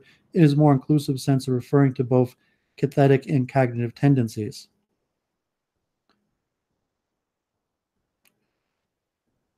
So a more complicated theory, including feedback of Wesley and McLean, 57. 67, theory-based systems paradigm, the book Pragmatics of Human Communication, positive 5 axioms of communication. One cannot not communicate. Every communication is a content and a relationship aspect such that the latter defines the form and is therefore meta-communication. Every communication sequence is defined by the way the interactants punctuate communication events. Interpersonal contexts and digital and analytic. Communication relationships are either symmetrical or complementary, or asymmetric, as they refer to them today. Delheim, 66, what are the communicative events and their components in a community? What are the relationships among them? What capabilities and states do they have in general or particular? How do they work? Concept of message is taken as implying the sharing, real or imputed, of a code or codes in terms of which a message is intelligible to participants, minimally an addresser and addressee, an event constituted by transmission of the message and characterized by a channel or setting on context, the definitive form or shape of the message, and a topic or comment. So you got Jacobson model of communication functions, 1960. We have emotive, referential, and conative. Emotives oriented towards the addresser, serving the function of expressing feelings and attitudes. Referential, oriented towards context and imparting information. Connotative, oriented to the addressee, influencing behavior. There's more. There's phatic, metalingual, and poetic. Poetic, oriented towards contact, establishing or maintaining social relations. Metalingual, code for referring to the nature of the interaction. Poetic, message, foreground textual features. And more, senders, receivers, channels, codes, settings, forms, topics, events. Dance, 1970s, identified 15 distinct conceptual components in the various definitions. His analysis identified 3 points of critical conceptual differentiation, which form the basic dimensions along which the various definitions differ. You have level of observation, restricted as in a definition pertaining to radio communication, very broad as in Stevens' definition of communication as a discriminatory response of an organism to a stimulus, intentionality, normative judgment, implicit judgment as to success or value of the behavior. So here's components, symbols, verbal speech, understanding, interaction, relationship, social process, reduction of uncertainty, process, transfer, transmission, interchange, linking, bonding, commonality, channel carriers, means, route, replicating memories, discriminative response, behavior modifying response, stimuli, intention, time, situation, power. Here these are defined. Let's pause on that to read it. Brouwer's and Braddock axioms in 84, a number of competing sets of axioms, undergrid contemporary communication research and theory. Communication is the transmission and reception of information. Communication is the generation of meaning. Communication is individual behavior. Communication is a relationship among behaviors of interacting individuals. Human communication is unique. Human communication is a form of animal communication. Communication is processual, static, contextualized, non-contextualized. Human beings cannot not communicate, and we cannot communicate. Communication is ubiquitous and powerful force in society, is one among many forces in society and relatively weak one. The intentionality, to what degree, if any, does intention play in communication? Symbolic behaviors.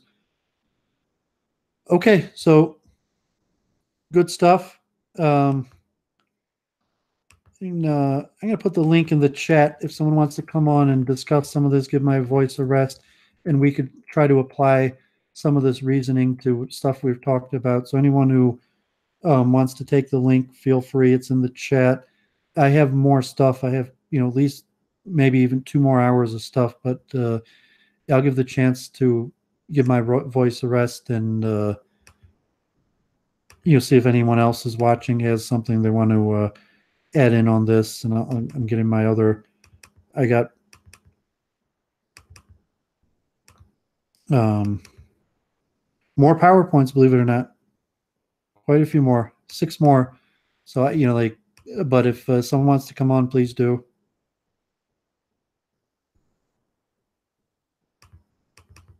Otherwise, I have a lot of stuff, there's a lot of research. You see, this is a big subject, and it's interesting because, communication is something that everybody does. Everybody does it basically all the time. However, a lot of people never really thought about self-improving, like how do we communicate? Things like learning vocabulary, refreshing logic, going over arguments, type thing that might be, considered autistic or nerdy, but pays off in the long run because we communicate constantly. And the, certain element to natural communication, extroversion, versus what you will call effective communication, for the communication, the purpose of communication, and is the communication serving its function. So the Hangout link is in the chat. Doesn't appear anyone's taken it. I have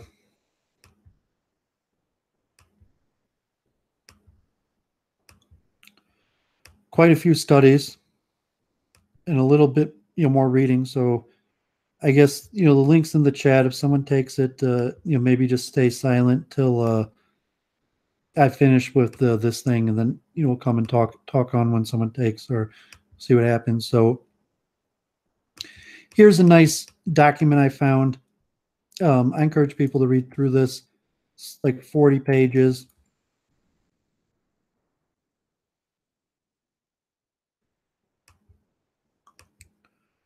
And some definitions, communication, concept, components, classification, theories and models, communication theories, evolution, communication theory paradigms, communication models. I'll read through parts of this because it's important. Just look at the etymology.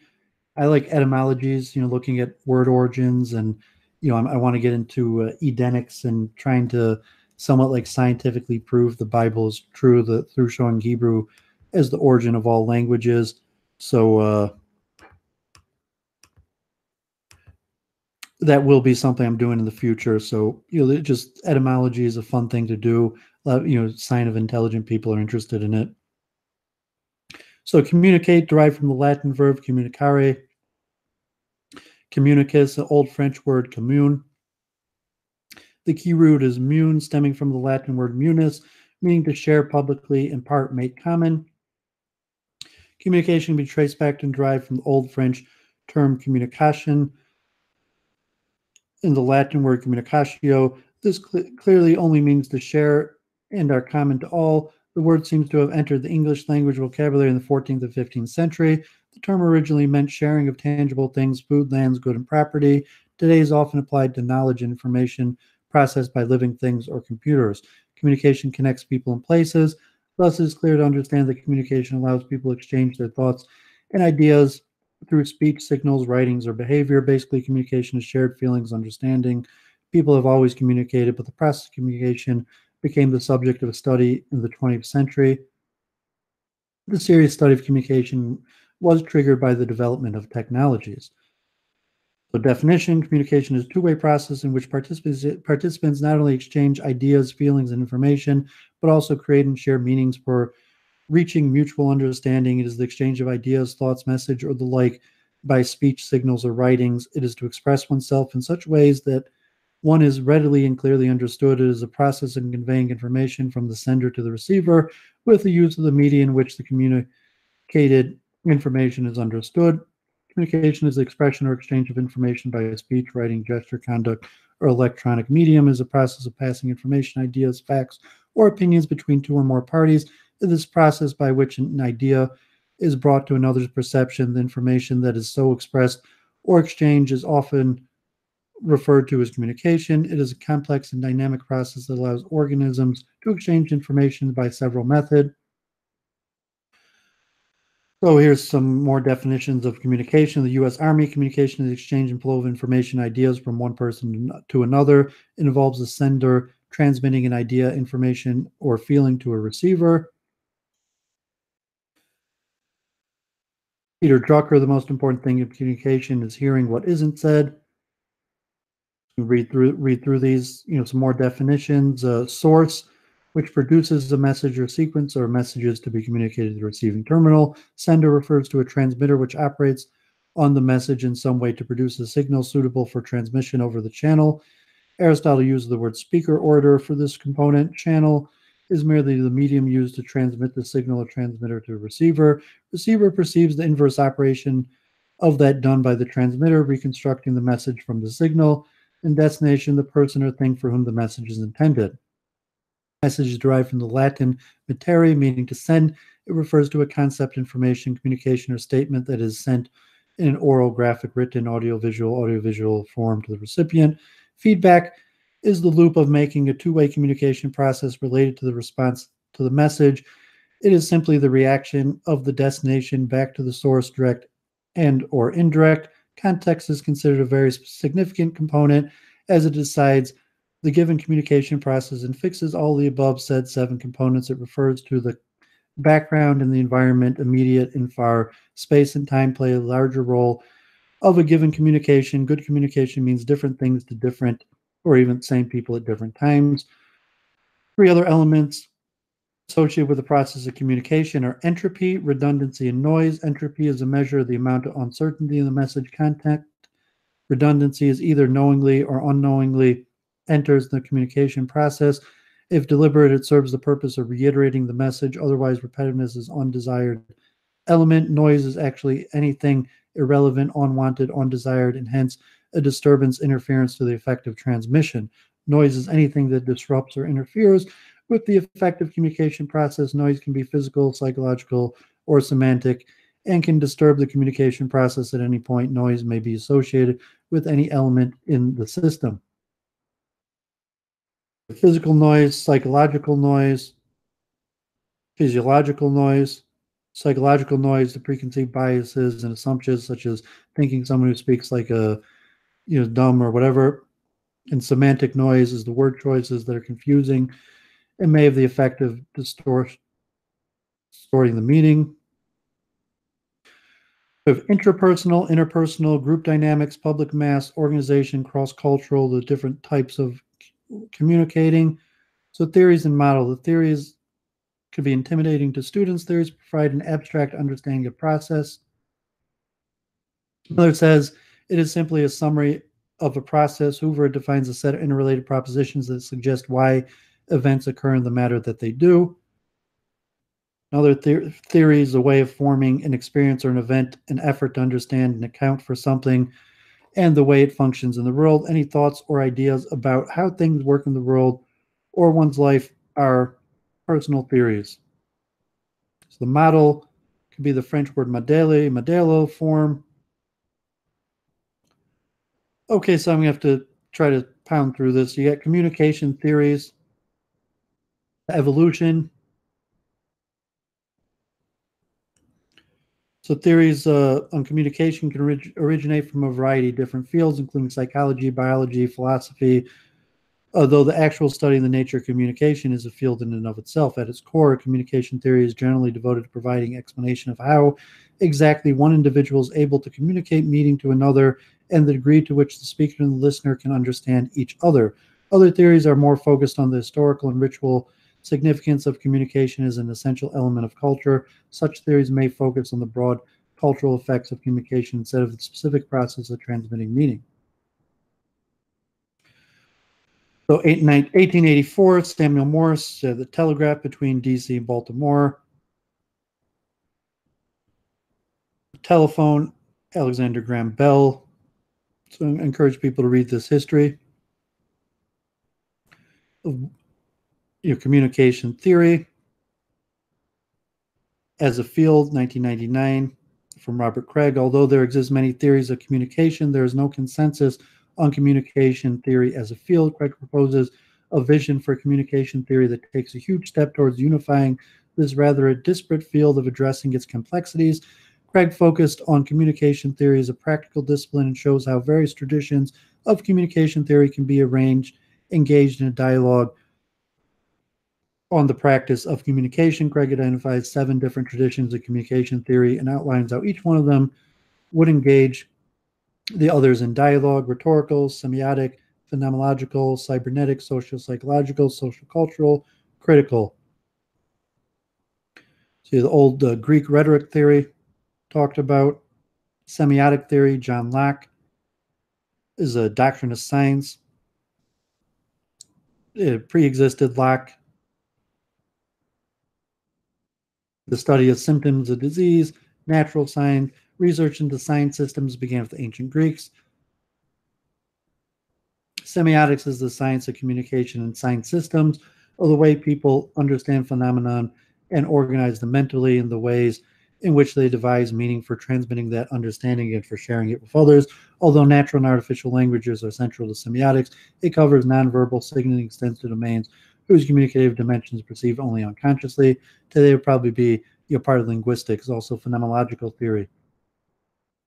Phenomenological theorists emphasize that each person actively constructs their own world according to phenomenological approach to personality. The specific way each person perceives and interprets the world makes up personality and guides one's behavior. People's view of reality perspective is important in guiding their behavior and is shaped by learned expectations.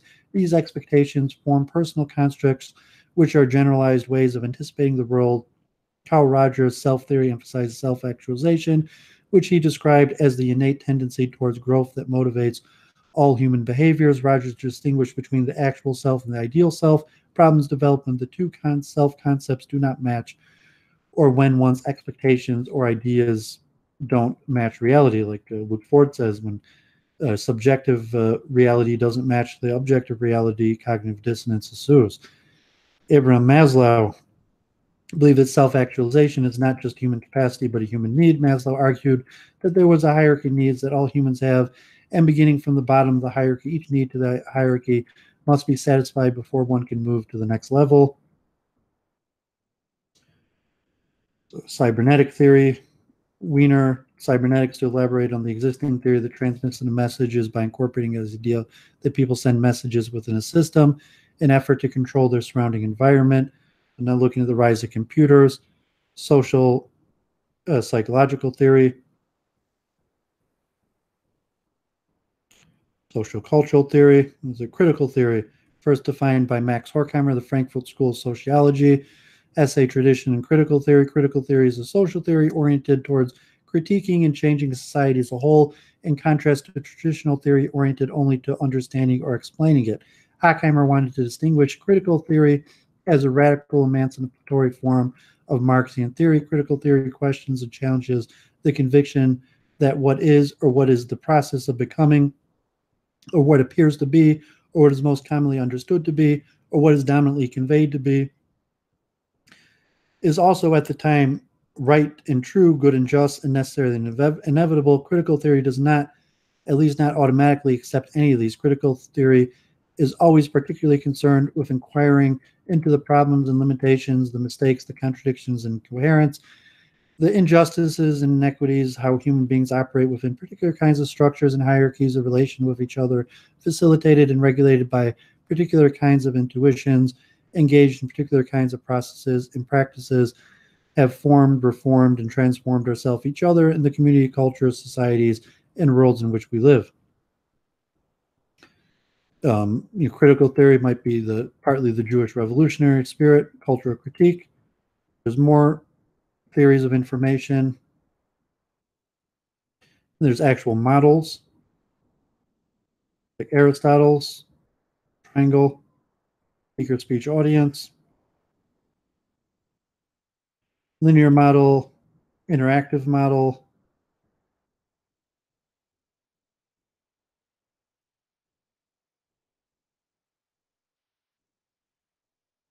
transactional model.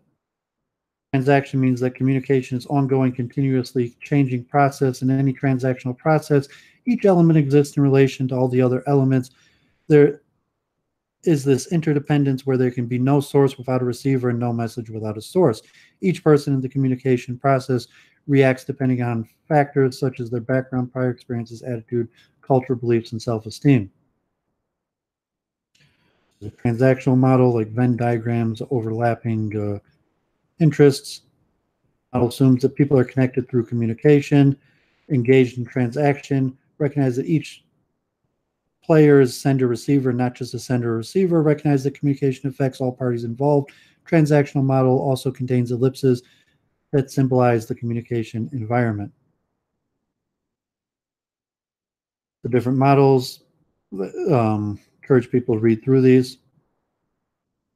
We've shown some of these in the slides, but people want more information. Here's Newcomb's model, Schramm, Herbner's general model. All these are extremely interesting. Just looking at the sender receiver feedback, different models.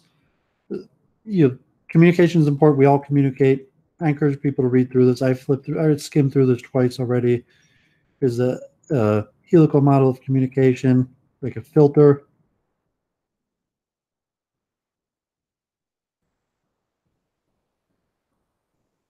Ethos model. There's a lot of great stuff here. I encourage people to read through it. I got another. This one's pretty long.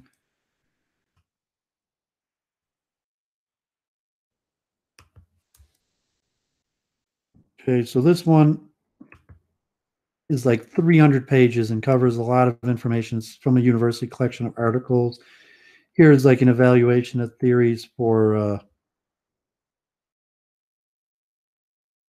like the stages of like Tuckman, forming, storming, norming, performing, adjourning, orientation, evaluation, emergence, putting all these things together.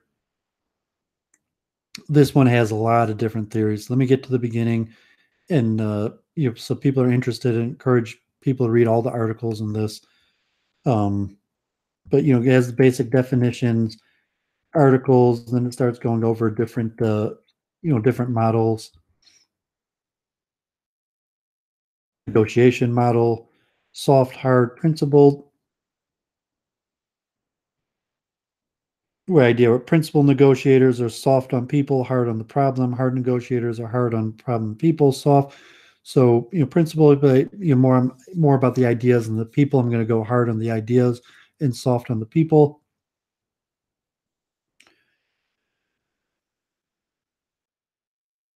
ego behavior distinction, messages of feedback, influence strategies, reason, friendliness, coalition, bargaining, assertiveness, appeal to higher authority, sanctions.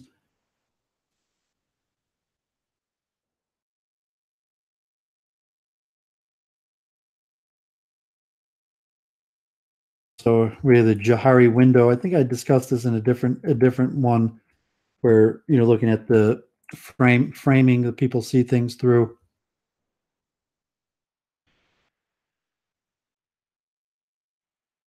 So this is long. Here's an interesting thing. I wanted to get this, like, ideas of your personal space, just like actual communication and being in space, like 6 to 12 inches, 6 to 18 inches to 36 inches, 12 feet to 20 feet. Intimate zone. The range of intimate zone is defined by one's culture. Western culture, particularly for American middle class, the intimate zone typically extends 6 to 12 inches around the body, perhaps as much as 18 inches. Usually reserved for personal friendships or sexual intimacy. The owner of the territory may react to unauthorized intrusion in the zone with defensive feelings, avoidance behavior, and sometimes even hostility. Personal zone for American zones, the personal zone extends outward from the edge of the intimate zone to about an arm's length, about 36 inches beyond the intimate zone, or from 12 to 48 inches beyond the body. This probably explains the American figure of speech keeping him at arm's length. In some cultures, notably Mediterranean, the personal zone is smaller than this. For a Greek or an Italian, a friend standing at a distance of an arm's length would seem too distant for comfortable interaction. Entrance into an individual's personal zone usually is by invitation only. Social zone from the edge of the personal zone. An individual zone, social zone extends outward to a distance determined by his or her environment. In American culture, the social zone tends to extend 8 to 20 feet beyond the body. In the quiet office, the social zone might extend 4 to 12 feet beyond the personal zone. In a noisy or crowded situation, the social zone might be as short as 6 to 8 feet beyond the personal zone. When a person becomes aware of another individual within the social zone, he or she generally feels inclined to interact with that person in some way. In the public zone extends indefinitely outward from the edge of the individual's social zone. People with a person's public zone usually do not exert significant influence on the person's nonverbal behavior. They're perceived as undifferentiated aspects of the environment, usually requiring no special attention to the individual. So, it's interesting. Maybe some of you heard of this before. Um, you could give maybe comparisons to like streaming, being in the chat, being on the stream, being friends on Facebook, or different things, cultural differences. That's interesting. There's so much good stuff here, but yeah, I can't really go through it all because time is limited and there's so much to do. I want to get to that storming norming thing.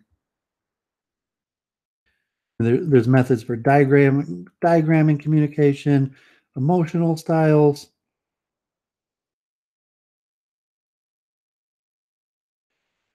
So Tuckman's famous forming, storming, norming, and performing, if you've heard of that, of the stages, sequential and development. Stage 1, forming stage. Personal relations are characterized by dependence. Group members rely on safe pattern behavior and look to the group leader for guidance and direction. Group members have a desire for acceptance by the group and need to be sure that the group is safe. They set about gathering impressions and data about the similarities and difference among them and forming preferences for future subgrouping. Rules of behavior seem to keep things in simple to avoid controversy. Major task functions also concern orientation. Members attempt to become oriented to the task as well as to each other. Discussion centers around defining the scope of the task and how to approach it in similar concerns. Storming, like Brundlefly, the Storm Master. Tuckman, characterized by competition and conflict in the personal relation dimensions and organization in the task function dimensions. As the group members attempt to organize for the task, conflict inevitably results in their personal relations.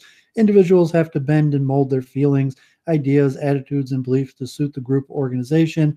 because of fear of exposure or weakness or fear of failure at tasks, there will be an increased desire for structure or clarification and commitment to structure. Although conflicts may or may not surface as group issues, they do exist. Questions will arise about who is going to be responsible for what are the rules, what are the reward systems, what is the criteria for evaluation, reflect conflicts over leadership, structure, power, and authority, wide swings in members' behavior based on emerging issues of competition and hostilities. Norming. The norming stage, interpersonal relations are characterized by cohesion. Group members are engaged in active acknowledgement of all members' contributions, community building and maintenance. In solving of group issues, members are willing to change their preconceived ideas or opinions on the basis of facts presented by other members, and they actively ask questions of one another. Leadership is shared and cliques dissolve when members begin to know and identify with one another. The level of trust in their personal relationship contributes to the development of group cohesion. It is during this stage of development that people begin to experience a sense of groupness and the feeling of the catharsis at having resolved interpersonal conflicts. The major task function of this stage there is the flow of data between group members, shared feelings of ideas, listen and give feedback to one another, explore actions related to the task. Creativity is high. Data flow and cohesion is attained by the group members. Interactions are characterized by openness and sharing of information on both a personal and task level. Feel good about being part of an effective group. Major drawback of the norming stage is that members may begin to fear the inevitable future breakup of the group. And performing. The performing stage is not reached by all group. If group members are able to evolve to stage 4, their capacity, range, and depth of personal relations expand to true interdependence. At this stage, people can work singly in subgroups or in a total unit with equal facility. Their roles and authorities dynamically adjust to the changing needs of the group and individuals. Stage 4 is marked by interdependence in personal relations and problem solving in the realm of task functions. By now, the group should be most productive. Individual members have become self-assured and the need for group approval is past. Members are both highly task-oriented and highly people-oriented. There is unity, group identity is complete, group morale is high, and group loyalty is intense. The task function becomes genuinely problem solving, leading towards optimal solutions and optimal group development. There is support for experimentation and solving problems and emphasis on achievement. The overall goal is productivity through problem solving and work. Adjourning, the final stage involves the termination of task behaviors and disengagement from relationships. A planned conclusion usually includes recognition for participation, achievement, and opportunity for members to say personal goodbyes. Concluding the group can create some apprehension and affect a minor crisis. Termination of group is a regressive movement from giving up control to giving up inclusion in the group. The most effective interventions at this stage are those that facilitate task termination in the disengagement process. So I'm not sure if people have heard about this one. This one's pretty common. They teach it in management. I was thinking we got, Brundle, the storming master. And, here's the different ones. There's like another 50 pages of these different theories till get back to that chart I had earlier that, tries to show all the Tavistock model that tries to show all these theories of group development. It's more in management. Communication theory is deep.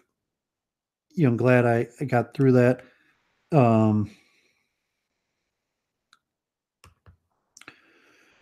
Okay, so I have more. So let's keep it going. So here, let me, sorry, just check my Facebook, email.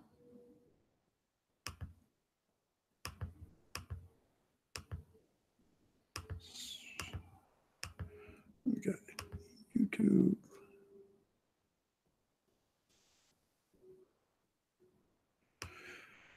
Okay, sorry about that. Hard to keep talking so long straight. So let's keep it going. Here is a scientific argument about winning arguments. What does it mean to win an argument? This is from the famous Cornell study. And you just, how do you change someone's opinion? This is from Winning Arguments, Interaction, Dynamics, and Persuasion Strategies in Good Faith Online Discussions. This one specifically related to online environment. Changing someone's opinion is arguably one of the most important challenges of social interaction. The underlying process proves difficult to study. It's hard to know how someone's opinions are formed and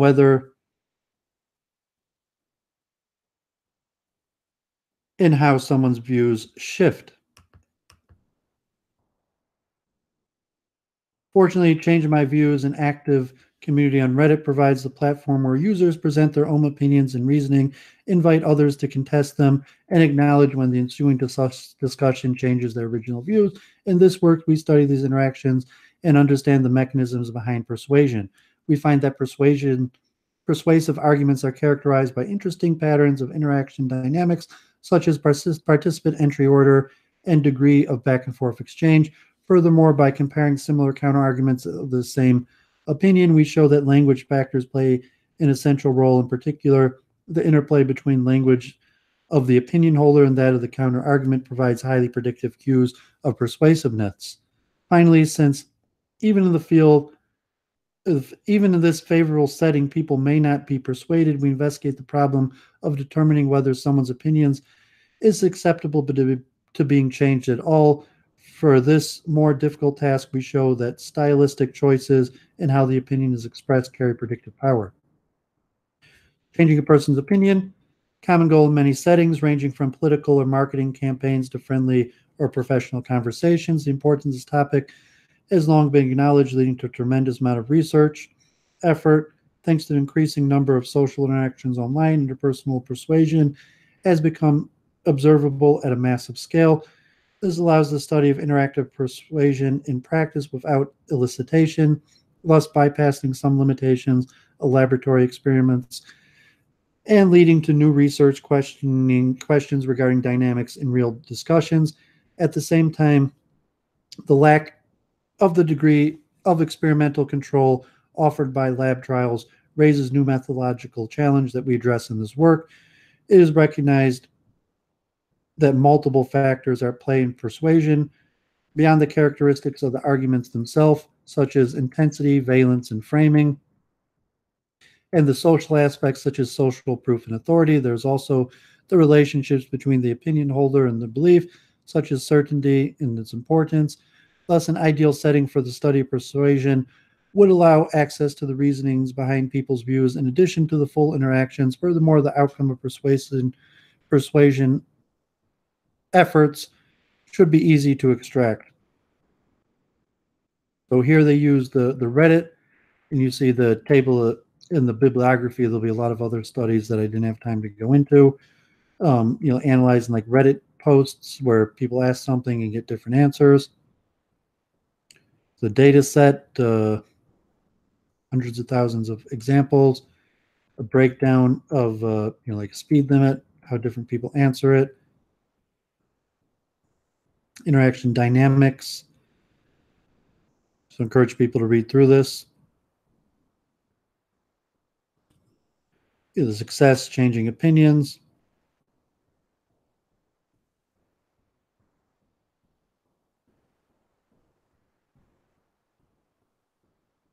So in order to study an individual's success in persuasion, we consider the collection of arguments from the same person in the same line of argument.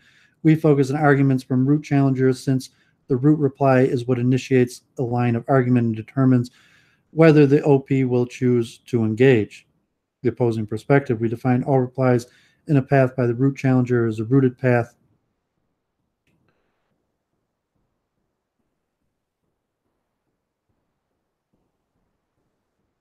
So I encourage people to read through. This is a little complicated how they logically map out this. The chi fraction in the left figure shows the performance in root truncated, and the purple bar shows the performance in root reply.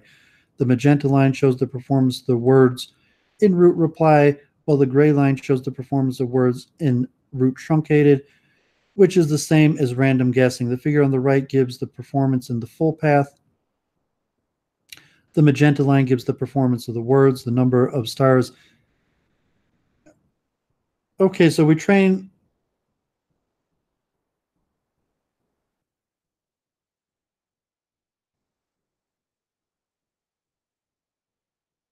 So they can note that they're going to pull out certain words or patterns that show whether things are more likely or not to change a person's opinion. We employ the same set of features. Among them, only a handful are significantly predictive of malleability. Personal pronouns and self-affirmation. First-person pronouns are strong indicators of malleability, but first-person plural pronouns correlate with resistance. In psychology, self-affirmation has been found to indicate open-mindedness and make beliefs more likely to yield. Our result aligns with these findings, indicating one's relationship with a belief using first-person pronouns affirms the self, while first-person plural can indicate a diluted sense of group responsibility for the view. Note that it was also found in other works that openness is negatively correlated with first-person singular pronouns.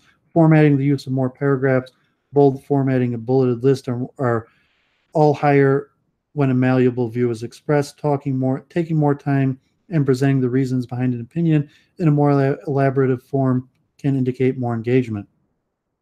Word score-based features. Dominance is the most predictive of malleability. The average amount of control expressed through the words used is higher when describing a malleable view than a resistant one. The same holds for happiness. In terms of arousal, malleable opinions are expressed significantly more serenely, ending on a particularly calm note in the final quarter, while stubborn opinions are expressed with relatively more excitement. So we discussed other observations that maybe open up avenues for further investigations and complex process of persuasion, experience level, attempts to capture high-level linguistic properties. So a conclusion, in this work, in order to understand the mechanisms behind persuasion, we had a unique data set from Change My View on Reddit. In addition to examining interactional dynamics, we developed a framework for analyzing persuasive arguments and malleable opinions. We find that not only are interactions patterns connected to the success of persuasion, but language is also found to distinguish persuasive arguments dismissively with the wording in which the opinion is expressed. Turns out to be the most predictive signal among all features. Although members of Change My View are open-minded and willing to change, we are still able to identify opinions that are resistant and to characterize them using linguistic patterns. There are many possible extensions to our approach for representing arguments. In particular, it would be interesting to model the framing of different arguments and examine the interplay between framing the original post and the replies. For instance, is benefit cost analysis the only way to convince a utilitarian? Furthermore, although the novel data set opens up potential opportunities for future work, other environments where people are not as open-minded can exhibit different kinds of persuasive interactions. It remains an interesting problem how our findings generalize to different contexts. It is also important to understand the effects of attitude change on actual behavior.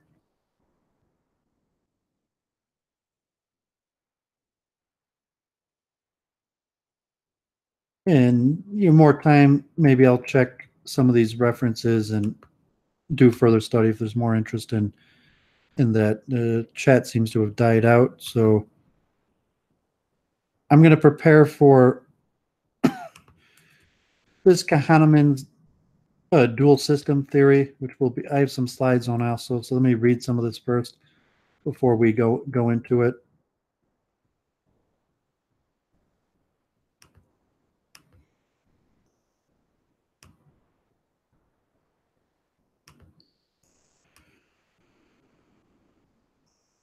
Okay, shut it down. Sorry about that. Okay, lose my element. Hard to keep focused so long.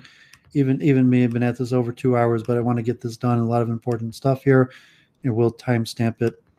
Okay, so Kahneman, if you know the system 1 and system 2 thinking. Let me see if I got a.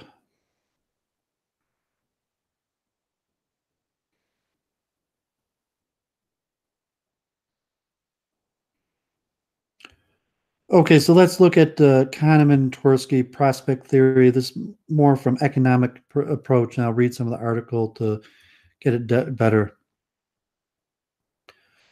Imagine a situation with many possible outcomes where the outcome is determined randomly. We refer to the situation as a gamble or lottery. We refer to the list of possible outcomes as an event. Suppose we were able to repeat the gamble an infinite number of times. The frequency with which the event occurs is the probability. People know the basic equity outcome from mathematics, the expected value. To give your objective expected value, trying to economically determine logic to decision making. The payoff, expected utility, basic economic concepts. Different gambles with different percentage.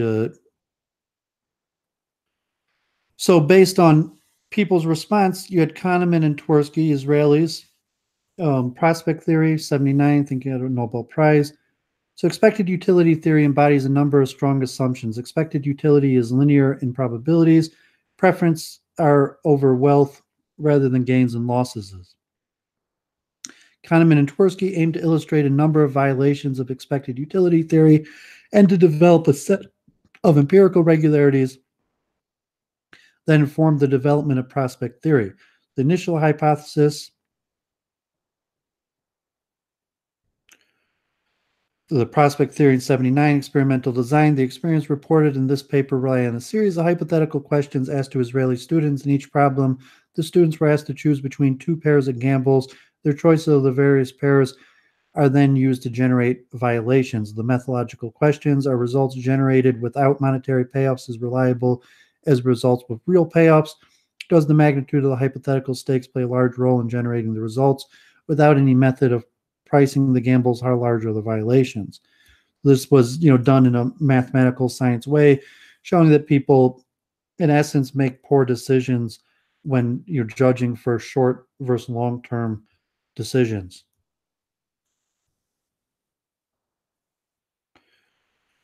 So the reflection effect. Kahneman and Tversky claimed that reflecting a gamble around zero will reverse the preference. This implies that individuals are risk-averse over gains and risk-loving over losses. We had 3 examples. So I'm not sure I'm going to have time to go through all these examples of the mathematics. Kahneman isolation effects. Kahneman and Tversky find that changing the framing of the problem switches people from being risk-adverse when gambles are presented as gains to risk-loving when gambles are presented as losses. The presentation effects reflects a tendency to only focus on the risky part of their decisions in isolation. We find the same effects. The editing phase, coding, outcomes are coded as losses or gains. Reference points can be sensitive to presentation effects and expectations of the decision maker. Combination, prospects with identical outcomes can be combined. Segregation, in some cases, the riskless proportion will be ignored in decision making. Cancelization, common components will be discarded in the editing phase that drives many isolation effects. See the evaluation phase, actual probability versus the perceived probability, making like something like S-shaped curve. So evaluation phase, the outcome is evaluated via a value function. This serves much the same way a utility function. The value function is generally concave for gains and convex for losses. This gives us reflection, risk aversion over gains, and risk loving over losses. The value function is steeper for losses than for gains, giving us loss aversion. The overall value of gamble is given by the following expectation equation for a regular prospect. In spite of its apparent similarity to the expected utility, it differs from the expected utility in how probabilities are handled and how outcomes are valued. Okay, so that one was more mathematical, and that's what I'm going to read from this paper.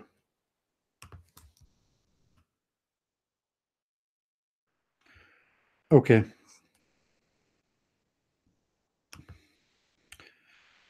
In his book, Thinking Fast and Slow, Daniel Kahneman presented a model of human cognition based on 2 modes of systems of thinking. System 1 thinking that's fast and intuitive, and System 2 thinking that is slow and tedious. This paper proposes a framework for applying Kahneman's model to designing based on the function, behavior, structure, ontology. It casts 4 instances on design in the framework: design fixation, case-based design, pattern language design and brainstorming. In recent years, design researchers have increasingly attempted to establish the link between the design domain and the broader area of cognitive science. The aim to foster the development of common models of theories across the two domains and to remove some of the inconsistencies within design research by relating them to more established notions and terms of cognitive science. In addition, this can provide design practitioners access to a new range of methods and tools such as creativity tools. One well-established model of human thinking from cognitive psychology that is supported by numerous empirical studies is the dual systems theory, or sometimes called dual processing theory, popularized by Daniel Kahneman in his book Thinking Fast and Slow, 2011. According to the theory, human cognition is governed by two systems. System one for fast,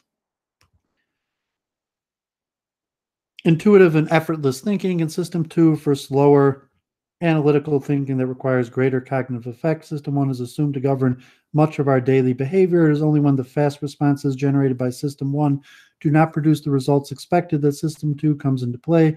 Dual process theory challenges common beliefs or observes ourselves as rational beings that process information and take decisions objectively and analytically. This paper will link between dual systems theory and a special area of human cognition, design thinking. Design thinking has been a tradition of scientific study. More recently, it has been understood as a notion covering a set of techniques for stimulating creative solutions to problems in business, education, and social domains. In our present work, we relate dual systems theory and design thinking based on the functional behavior structure ontology that is independent of the specific design methods used or the domain of the system. System one design thinking is shown as a new process within FBS ontology. The paper is designed as follows. Section 2 describes the foundations of dual system theory, mainly by Kahneman. Section 3 presents previous research on design thinking. Section 4, the functional behavior structure ontological model of design thinking. Section 5 represents the two systems, the FBS ontology, and explains how they interact. Section 6 casts instances of the fast and slow design thinking on ontology. Section 7, these cover design fixation, case-based design, pattern language design based on brainstorming. Section 7 concludes this paper with a summary and discussion of system work. I'm stumbling my words, been talking a while. I'm not going to have time to read through the whole thing, but I wanted to cover at least the definition of some of this system 1 and 2 thinking because it's extremely relevant to communication. Changing people's minds. According to the dual systems theory, human cognition has two distinct types of thinking, one that is fast, automatic, and effortless, and one that is slow, analytic, and effortful. The theory originates from the 1970s and is now well established with a large amount of experimental evidence in cognitive psychology and neuroscience. While the two types of thinking are independent of particular areas of the brain, Kahneman refers to them as System 1 and System 2, respectively. He does this to enable his readers to conceptualize them as two different characters with distinct personalities rather than as abstract concepts, and thus to facilitate understanding of this paper, we will use Kahneman's terms. Most of Kahneman's 2011 book is about System 1. This is because its influence on human reasoning is underestimated by many people who are commonly convinced about the rationality and objectiveness of their beliefs, decisions, and actions. Kahneman shows that System 1 is involved in a large part of human reasoning, which becomes most evident by the many systematic errors of judgment. One of the examples provided by Kahneman, so-called bat and ball problem. Your bat and ball cost $1.10. The bat cost $1 more than the ball. How much does the ball cost? So the ball costs 5 cents, and the bat costs $1.05. Hence, it's $1 more. However, most people, if they're given an answer on the spot, will say the bat cost $1 and the ball cost 10 cents, which does not make it $1 more. It's only 90 cents more.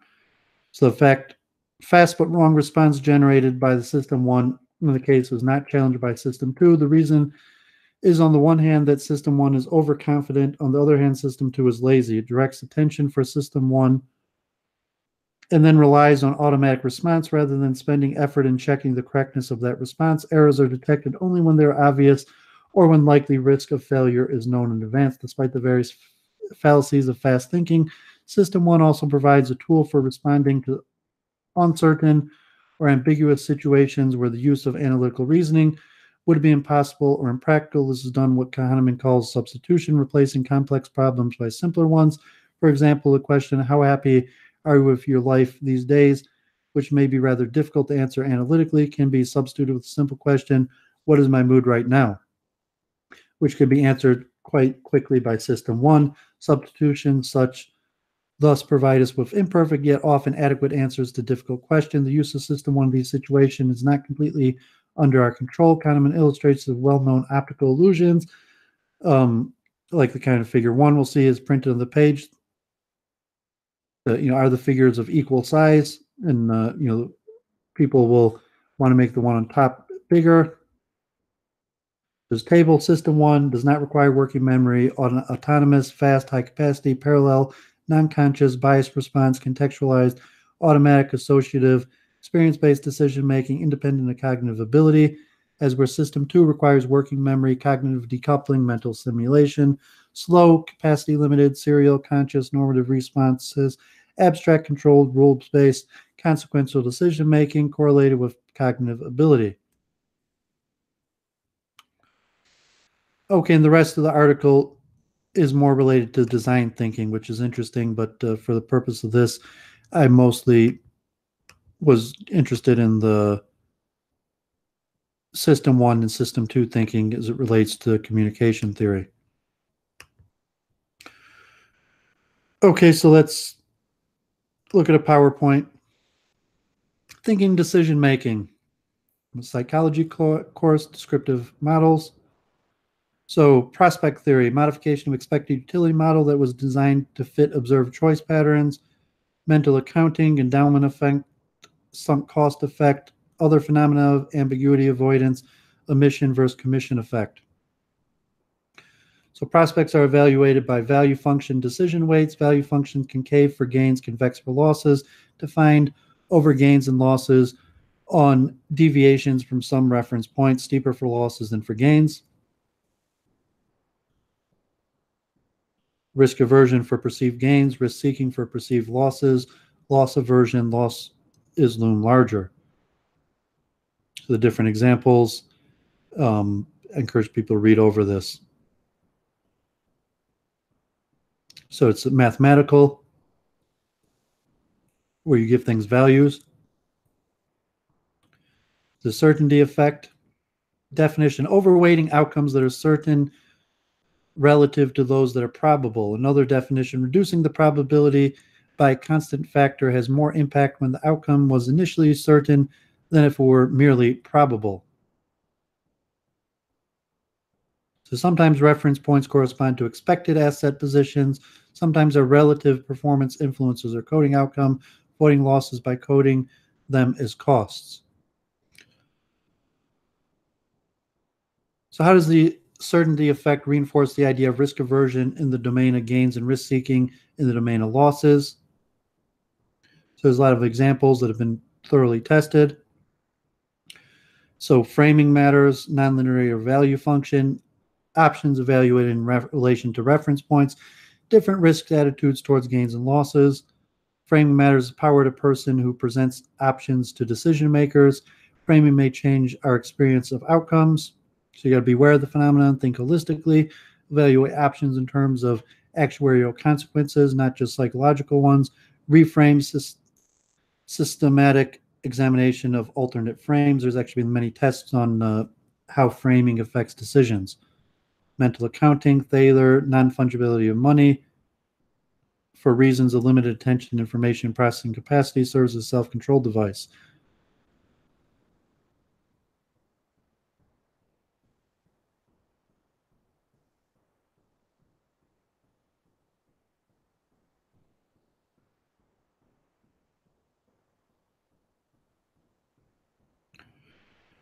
So, different example, like, $40 in the pocket versus a ticket, losing it, something where the value in what would appear economic absolute terms would be the same but comes out different. So we have concepts like ambiguity avoidance. People prefer to bet on known odds rather than ambiguous odds of equal size. It's Ellsberg paradox. However, in domains of perceived competence, they prefer ambiguous odds. And so exact examples, the omission and commission effect, people prefer to be wrong feel less regret when the bad outcome is the result of lack of action and a mission to act than when the outcome is a result of an action they took, a commission. So there's a lot of examples. Hopefully we're going to go more into these biases and omissions related to communication theory and how illogical fallacies that we all make.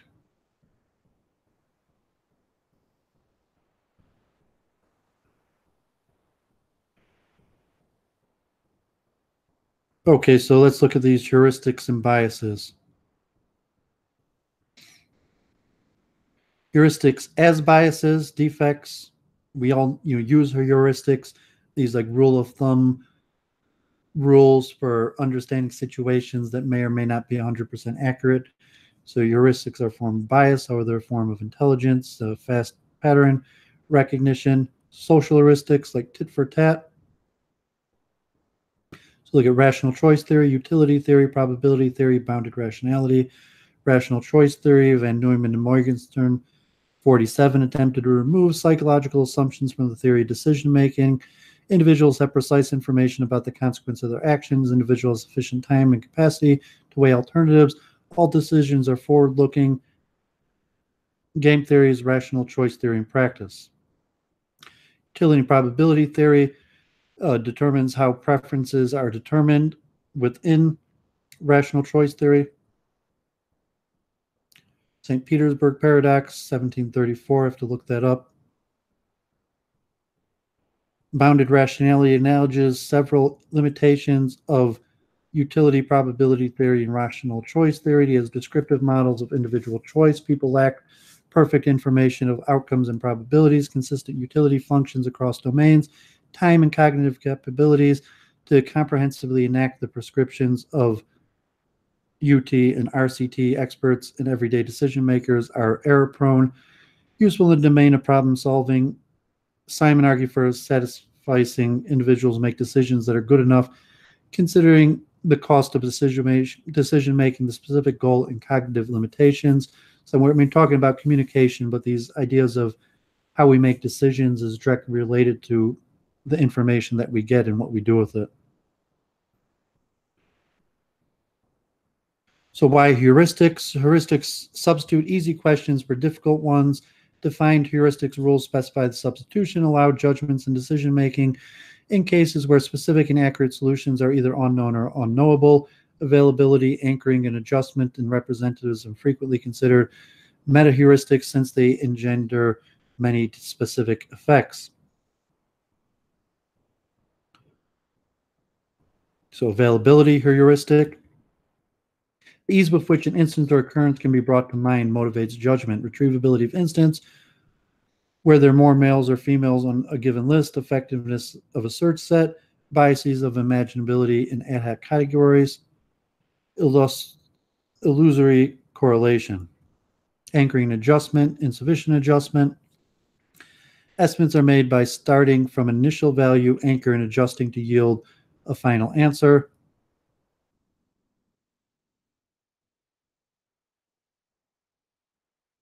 So even though these are both the exact same thing, people are giving much different answers.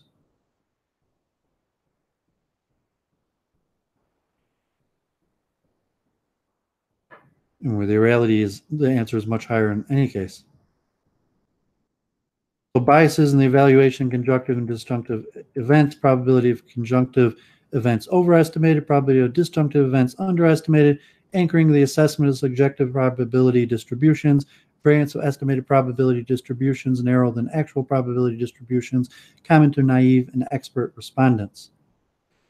Representativeness likeliness of a condition is judged by similarity to a condition, mitigating factors notwithstanding, insensitivity to prior probability and outcomes, or sample size, chance, conjunctive fallacy, regression to the mean,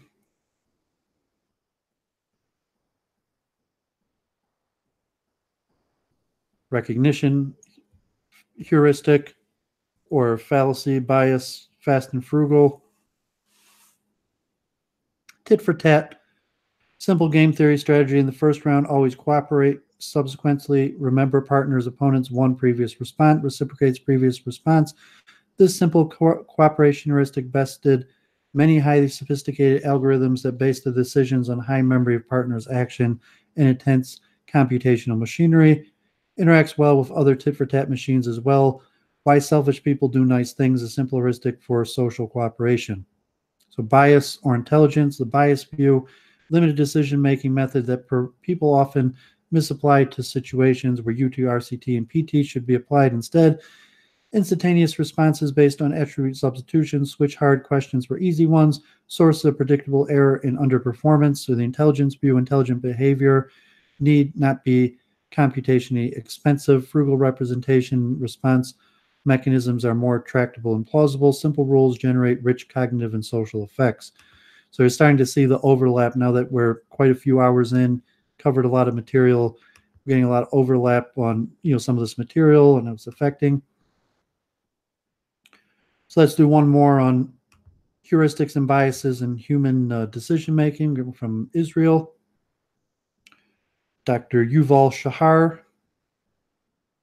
who I've taken on an edX course actually. Judgment and decision-making in information systems. The need to assess probabilities. People need to make decisions constantly, such as during diagnosis and therapy. Thus, people need to assess probabilities to classify objects or predict various values, such as the probability of a disease given a set of symptoms. People employ several types of heuristics to assess probability. However, these heuristics often lead to significant biases in a consistent fashion. This observation leads to a descriptive rather than a normative theory of human probability assessment. So 3 major human probability assessment heuristic biases from Tversky and Kahneman: representativeness, availability, and anchoring. Representatives, the more an object X is similar to a class Y, the more likely we think X belongs to Y. Availability, the easier it is to consider instances of class Y, the more frequent we think it is. Anchoring, initial estimated value affects the final estimates even after considerable adjustments. So obviously, the better we understand this, the better we're going to be able to communicate, the better we're going to understand ourselves and how we're filtering and gathering information, and we're going to see how our messages are received by other people. So representativeness, availability, and anchoring heuristics. Representativeness,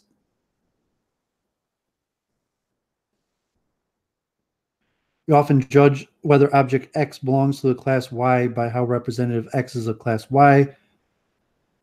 For example, people order the potential occupations by probability and by similarity in exactly the same way. The problem is that similarity ignores multiple biases. So bias 1, insensitivity to prior probabilities. The base rate of outcome should be a major factor in estimating the frequency. However, people often ignore it. The lawyers versus engineers experiment, reversing the proportions in the group had no effect on estimating a person's profession given the description. Given worthless evidence causes the subject to ignore the odds and estimate the probabilities 0.5. Thus, prior probabilities of diseases are often ignored when the patient seems to fit a rare disease description. Insensitivity to sample size. The size of a sample withdrawn from a population should greatly affect the likelihood of attaining certain results in it. People, however, ignore sample size and only use the superficial similarity measures. For example, people ignore the fact that larger samplers are less likely to deviate from the mean than smaller samples. So represented bias number 3, misconception of chance. People expect random sequences to be representatively random, even locally. The gambler's fallacy. After a long run of reds in a roulette, black will make the overall run more representative. Even experienced research psychologically believe in the law of small numbers. Small samples are representative of the population they are drawn from. So represented bias number 4, insensitivity to predictability. People predict the future performance mainly by similarity of description to future results. For example, predicting future performance as a teacher based on a single practice lesson. In the illusion of validity, a good match between input information and output classification or outcome often leads to unwarranted confidences in the prediction. Internal consistency of an input pattern increasing confidence. A series of B's seems more predictive of the final grade point average than the set of A's and C's. Redundant correlated data increases confidence. Represented by a 6, misconceptions of regression. People tend to ignore the phenomena of regression towards the mean. Correlation between parents and child's heights or IQ, performance of successive tests. People expect predicted outcomes to be as representative of the input as possible. Failure to understand regression may lead to overestimate the effects of punishments and underestimate the effects of rewards on future performance, since good performance is likely to be followed by a worse one and vice versa. The availability heuristic. Frequency of a class or event is often assessed by the ease with which instances it can be brought into mind. The problem is that this mental availability might be affected by factors other than the frequency of the class. So availability biases. Number 1, ease of retrievability. Classes whose instances are more easily retrievable will seem larger. Salience affects retrievability. Bias 2, effectiveness of a search set. We often form mental search sets to estimate how frequent are members of some class. The effectiveness of search might not relate directly to the class frequency. Availability bias number 3, ease of imaginability. Instances often need to be constructed on the fly using some rule. The difficulty of imagining instances is used as an estimate of their frequency. Imaginability might cause overestimation of the likelihood of vivid scenarios and underestimation of likelihood and difficult to imagine scenarios. Availability bias number 4, illusory correlation. People tend to overestimate co-occurrences of diagnosis such as paranoia or suspiciousness with features in persons drawn by hypothetical mental patients such as peculiar eyes. Subjects might overestimate the correlation due to easier associations of suspicion with the eyes than other body parts. So anchoring and adjustment heuristic, people often estimate by adjusting an initial value until a final value is reached. Initial values might be due to the problem presentation or due to partial computation. Adjustments are typically insufficient and biased towards initial values, the anchor. So anchoring and adjustment biases 1, insufficient adjustments. Anchoring occurs even when initial estimates were explicitly made at random by spinning the wheel. Anchoring may occur due to incomplete calculations, such as estimating by 2 high school student groups. Anchoring occurs even with outrageously extreme anchors. Anchoring occurs even when experts estimate real estate prices. So anchoring adjustment bias 2, evaluation of conjunctive and disjunctive events. People tend to overestimate the probability of conjunctive events, success of a plan that requires success of multiple steps. People underestimate the probability of disjunctive events, like the birthday paradox. How many people do you need in a room to have people the same birthday? In both cases, there is insufficient adjustment for the probability of an individual event. Anchoring adjustments by 3, assessing subjective probability and distribution. Estimating the first and 99th percentile often leads to too narrow confidence intervals. Estimates often start from the median values, and adjustment is insufficient. The degree of collaboration depends on the elicitation procedure. State values given percentile leads to extreme estimates. State percentile given a value leads to conservativeness. Framing, special type of bias. Risk prospects can be framed in different ways as gains or losses. Changing the description of prospects should not change decisions, but it does in a way predicted by Tversky and Kahnemann's prospect theory. Prospect theory, the negative effect of a loss is larger than the positive effect of a gain. Framing a prospect as a loss rather than a gain by changing the reference points, changing the decision by changing the valuation of the same prospect.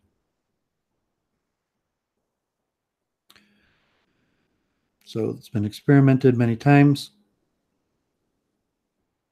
There are several common heuristics people employ to estimate probabilities: representativeness of a class by an object, availability of an instance as a frequency measure, adjustment from initial anchoring value. All heuristics are quite effective usually, but lead to predictable systematic errors and biases. Understanding biases might decrease their effects. So hence the inclusion of this in my stream on communication theory. Okay, let's keep it going. Understanding and trusting your intuition. New lessons from psychological research.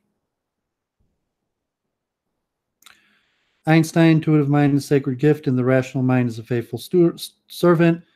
We have created a society that honors the servant and has forgotten the gift.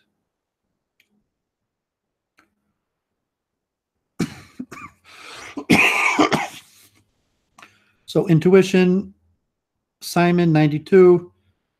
Situation is provided the cue. This cue has given the expert access to information stored in memory, and the information provides the answer. Intuition is nothing more and nothing less than recognition. Instead of saying intuition is magical, this definition suggests that each of us performs feats of intuitive expertise several times a day, detecting emotions in the first words of a telephone conversations with loved ones. So, Kahneman 2011, this has been tested. Intuitive versus analytical reasoning. There's been a long tradition of dividing our reasoning into intuitive reasoning and analytical reasoning. This is mirrored in long debates about whether social work is an art or a science. More recent findings in cognitive psychology and neuroscience now suggest that this is a false dichotomy based on misunderstanding rather than being competing alternatives. They are simply halves of interactive systems. So he said system one, intuitive thinking, operates automatically and quickly with little or no effort and no sense of voluntary control. System two allocates attention to the effortful mental activities that demand it, including complex computations. System one operates automatically and quickly with little or no effort and no sense of voluntary control. System two, analytic reason, is controlled, effortful, and analytical, and is able to undertake complex computations that require considerable exertion. For example, when you use system two thinking to work out complex arithmetical calculations and other rule-based problems, the mathematical Alfred North Whitehead describes such operations of thought as like cavalry charges in battle. They are strictly limited in number, they require fresh horses, and must only be made at decisive moments. So system one and two, an everyday situation where judgment problems arise, system one provides intuitive answers that are rapid and associated. The quality of these proposals is monitored by system two, which applies rules and uses deductions to endorse, correct, and override them. If the proposals are accepted without significant revisions, it is likely what we regard them as intuitive. While system one processes characterize the majority of our everyday thinking, our sense of agency, choice, and identity is associated with systems two. So social work.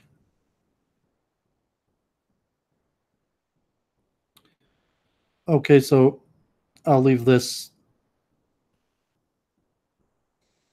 So how do we develop intuitive expertise? Intuitive expertise occurs when an expert draws upon their repertoire of experience to recognize cues in a situation that enable them to spot patterns and build a narrative about that situation.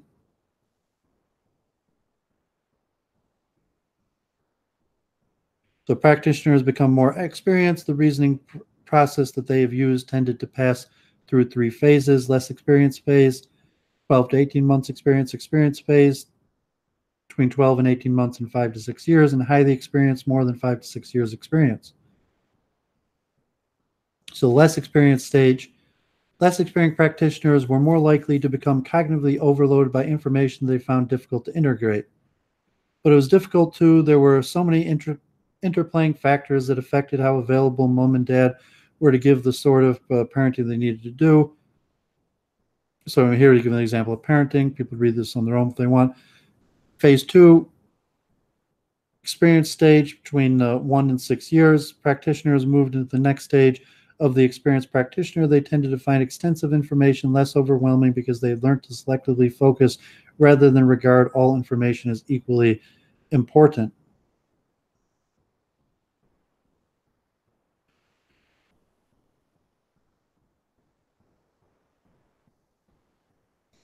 In this is phase three, highly experienced stage, more than 5 or 6 years, consistent with the previous studies of how novices and experts view information differently.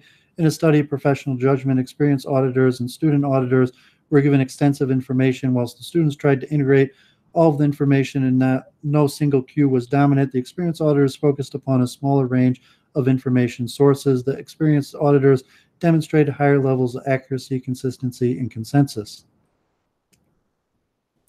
So rather than focusing on specific risk factors and isolations, highly experienced practitioners described understanding these in the wider context of the individual family. They were more likely to use an approach that goes beyond simply identifying individual risk factors to integrate more nuanced intuitive pattern recognition skills with former analytical knowledge about how specific risk factors can interact. So trusting intuition. Confidence is a poor predictor of accuracy. The level of confidence the person has a particular intuitive judgment is a poor predictor of whether it is accurate. The less experienced practitioners are more prone to overconfidence because limited experience can make practitioners prematurely confident in their pattern spotting skills. Great experience leads practitioners to be more measured in their confidence, particularly in situations that they know are too complex to predict. So disciplined intuition is more about using your intuition in a wise way, acknowledging that it is a gift that has limitations that you must know and respect. 2 conditions for intuitive expertise. Do you have enough previous experience in this field to make your judgments reliable? Is an area where there is enough regularities to make predictive possible. Stock markets are simply too volatile for reliable prediction to be possible. Some areas of social work are similar, like predicting whether someone's lying, extremely difficult. The third question, the first 2 conditions are met. The third question is, where does my intuitive judgment come from? Does it come from my experience or from another source? So heuristic is a mental shortcut that helps find adequate, though often imperfect answers to everyday problems. So decisions are based on heuristics derived from significant experience, faulty heuristics, confirmation bias, organizational heuristics. This is how we do it around here. So in summary, when we are unsure whether to trust our intuition, we need to ask ourselves 3 questions. Do I have enough experience to be able to draw upon to inform my intuition? Is this a situation that can be predicted, or is it too complex that prediction is impossible? Does my decision come from my experience, expert heuristic, or does it come from my faulty heuristics or organizational heuristics? So in conclusion, a disciplined intuitive approach means that intuition is a good place to start from, a bad place to finish. Okay, so that ends my PowerPoint presentations. I actually still have quite a bit more stuff.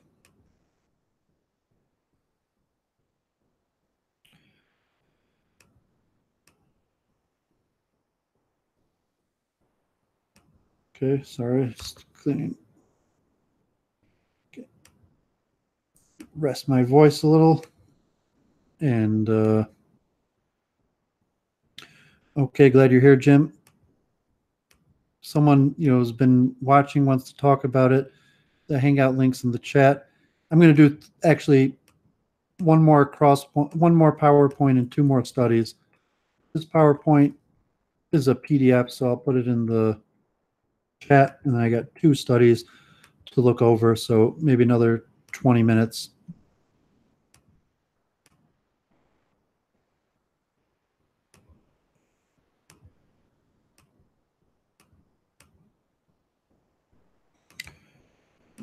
Okay, so we got messages in the Discord, Brundle's Discord. I shared it here if people gathered from there. So I gotta rest my mouth a little.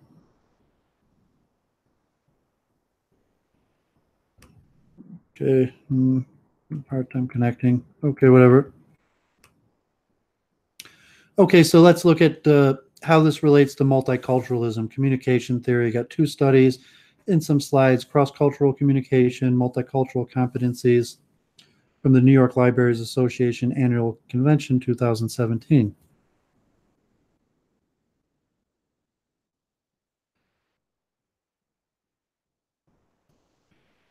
Okay, multicultural competency skills, verbal and nonverbal, cross-cultural and intercultural communication, barriers to effective cross-cultural and intercultural communication. The purpose of this presentation: studies indicate significant positive effects of cross-cultural and intercultural communication in interpersonal relationship and work environments. Globalization has made the world a global village in which everyone needs to practice cross-cultural and intercultural communication. globalization has afforded us opportunities to interact with diverse peoples where multicultural competencies are in demand.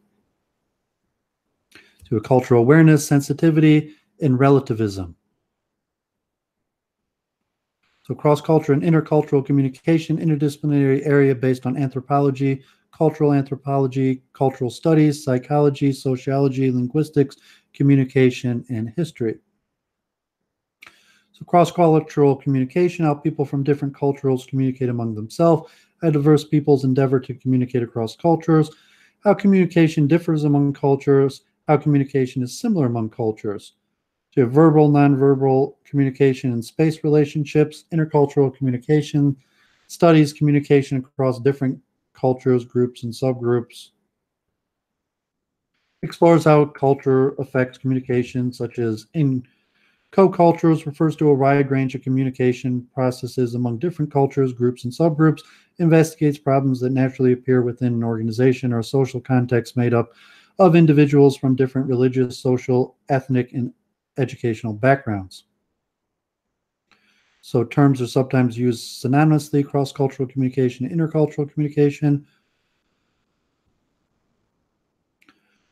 Possibly different. Cross-cultural builds cultural intelligence through coaching and training in cross-cultural communication and competencies, cross-cultural negotiation, multicultural conflict resolution, multicultural customer service, business and organizational communication, as where intercultural communications, how messages are encoded, what medium they choose for transmitting them, how messages are interpreted, concentrates on verbal, nonverbal, and spatial communication modes. So the history of theories, going back to Seminal, a long time ago, concepts of the stranger and social distance, Berger, 75, communication theorists, professors, explored similar concepts and developed the uncertainty reduction theory or initial interaction theory, identified cognitive uncertainty, behavior uncertainty, the mass communication research, Gudikunst applied Berger and Calabrese's theory to interpersonal communication and intercultural communication, further investigated the stranger and social distance concept of Seminal, introduced the concept of high anxiety and low anxiety. So strangers are individuals who belong to a particular group that follow different cultural patterns or traditions than the dominant or majority group. We become anxious when encountering strangers and do not know how to react. Uncertainty arises because we do not know how strangers will behave or react. Uncertainty occurs because we're unable to explain strangers' behaviors or reactions. Uncertainty leads to apprehension and anxiety during initial interactions with strangers. High anxiety will influence us to avoid interaction or to be indifferent to these interactions. So culture is sum total of the ways of living, such as behavioral norms, linguistic expressions, styles of communication, thinking patterns, group beliefs, and values that are self-sustaining and transmitted over generations. Cultural identity is the identification with a particular culture, co-culture, group, or subgroup, acceptance to a particular culture, co-culture, group, or subgroup. Just cultural awareness, foundations of communication, including cross-cultural and intercultural communication, ability of looking at ourselves subjectively, ability of becoming aware of our cultural values, beliefs, and perceptions, ability of being cognizant, observant, and conscious of similarities and difference among cultural groups and subgroups.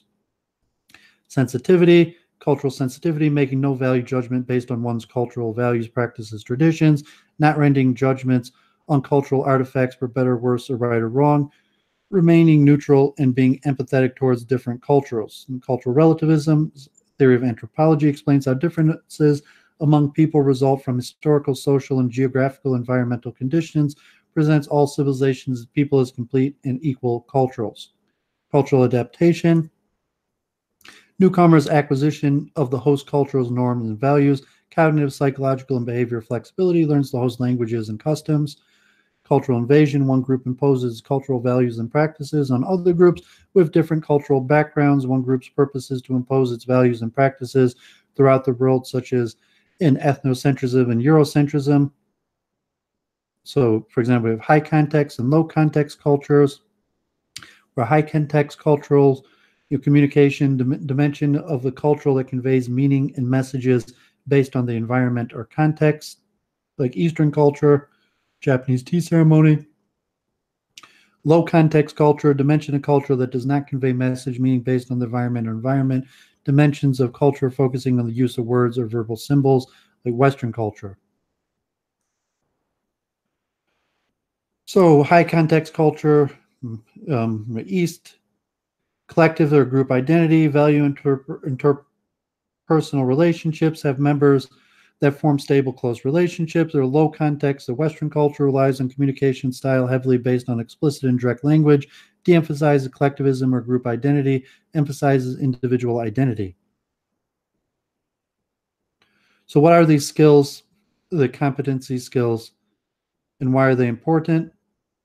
So understanding, appreciating, responding to diverse political, cultural, and economic issues across and within nations, cultural knowledge and understanding of events is at least a few other cultures, cultural openness and sensitivity to other situations, how they think, feel, and behave, respectful of social etiquette variations, acceptance of different linguistic expressions and language varieties. Why are these skills important in the 21st century? Competency in managing situations and domestic situations, as well as those abroad, effective interpersonal communications with individuals of diverse cultures, improve relations across cultures based on increased global knowledge, personal literacy, understanding of valuing oneself, social literacy, engaging and challenging other people, business literacy, focusing and mobilizing one's organization, cultural literacy, valuing and leveraging cultural differences. How to develop them, multicultural competency skills progress over time as one's awareness, knowledge, appreciation, response expand and improve, attitude, skills, and knowledge. So attitudes, like open-minded, asking for clarification, remaining positive, being curious about learning about others' culture, use prior knowledge to build new knowledge about cultural diversity, use previous experience as a guide to new interactions, skills, to ask questions about cultural differences, getting feedback, assessing strength, acknowledge cultural awareness, acknowledge cultural identities as unique, address inappropriate behavior without judging cultural values or behavior, acknowledge, become familiar with diverse greetings, verbal and nonverbal, understand the impact of cultural and behavior and actions, engage in reflective journaling practices to monitor your progress, use knowledge to respond effectively to cultural and ethnic differences. So yeah, nonverbal, effective nonverbal cross-cultural and intercultural communication, physical gestures and movements to generate meaning, facial expressions or eye contact, demonstrate approval, convey welcoming messages, shaking hand, patting on the shoulder, hugging, pushing, or other kinds of touch, body nuances such as gait or posture, attire, fashion, choice and treatment of object or cultural artifacts, tones, pitch, and sounds, spatial proximity. So barriers to effective cultural communication: anxiety, assuming similarity instead of difference, ethnocentrism and Eurocentrism, stereotypes and prejudice, nonverbal misinterpretations, language. Anxiety, high and low levels. We become anxious when we anticipate the unknown. We focus on anxiety, not giving the appropriate attention to the immediate interaction. We will not communicate effectively in high states of anxiety. Assuming similarity instead of difference. We do not want to assume similarity among cultures. We want to remain open-minded about learning other people's cultural practices and tradition. We maintain the belief that each culture is unique and equal to all other cultures. We want to assume nothing and remain curious. We want to learn about other cultures without making any kind of judgments.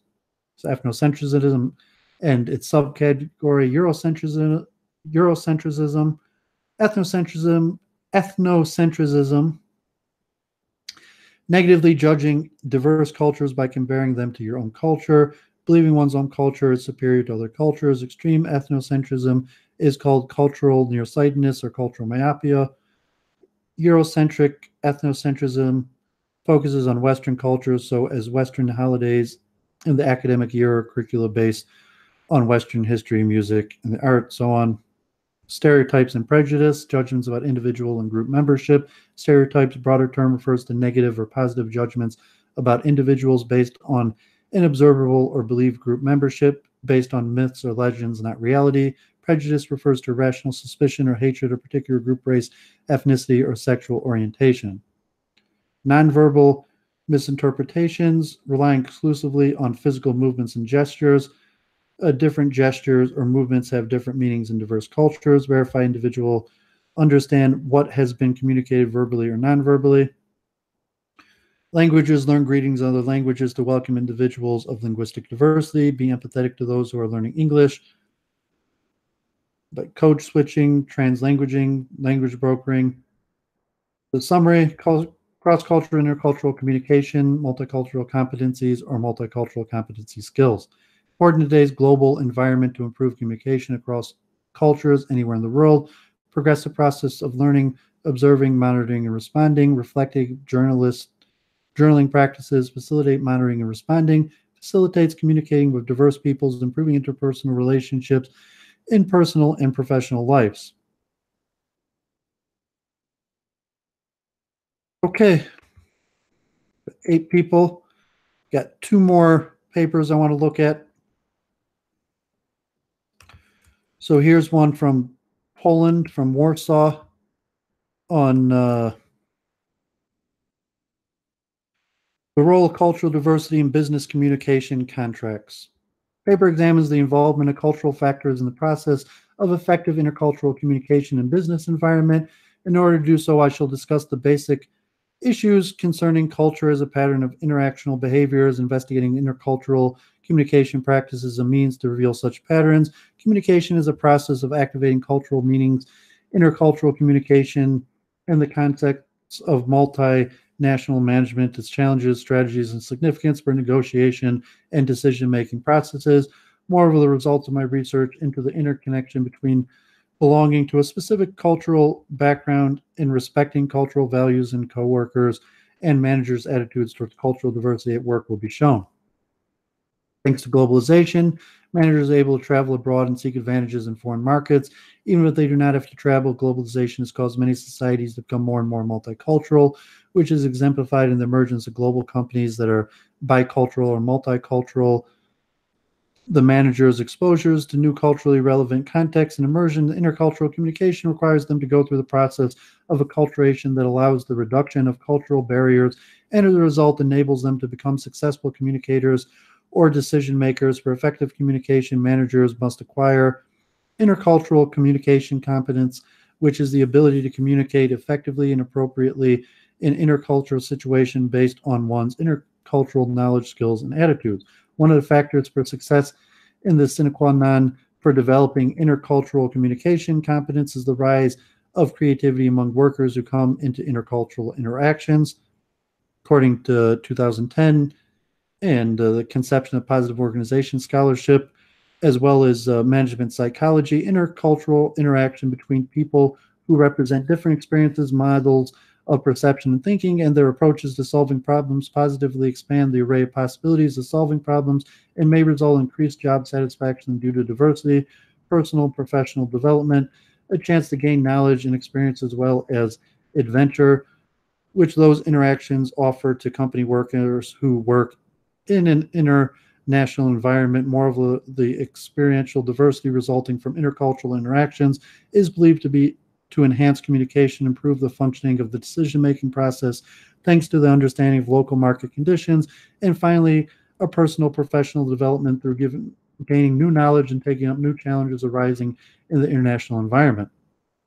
In this article, both meta-analysis of the previous research into intercultural business communication, as well as my own preliminary research, will be presented in order to show the significance of cultural diversity in professional contexts. To do so, the concept of culture will be clarified first, followed by the concept of intercultural communication, with an indication of the role of intercultural communication research in exploring the richness of cultural patterns. Next, such features as intercultural communication, as uncertainty and ambiguity, as well as the expectation towards certain social behaviors whose being prevents from cultural misunderstandings or even conflicts, will be discussed. Then I will present the results of a pilot survey conducted in 2014 on one of global companies in China to show the connection between working in an intercultural environment and respecting cultural values of coworkers and managers' attitudes toward cultural diversity at work. Finally, certain previous research into positive and negative aspects of cultural diversity and its influence on decision-making processes. A bunch of definitions of culture. Culture is the complex whole which includes knowledge, belief, art, morals, law, customs, and any other capabilities and habits acquired by man as a member of society. Culture is the idea and the standards that have in common a more or less consistent pattern of thought and action. Culture is the pattern of the ways of thinking, feeling, interacting with other members of the same group, which are acquired and communicated by means of symbols and embodied in artifacts. Culture is a set of human-made objective and subjective elements that in the past have increased the probability of survival and resulted in satisfaction for the participants in an ecological niche, and thus became shared among those who could communicate with each other because they had common language and lived in the same time and place, a semantic structure of meaning, a kind of pattern of shared attitudes, beliefs, values, norms, categorization.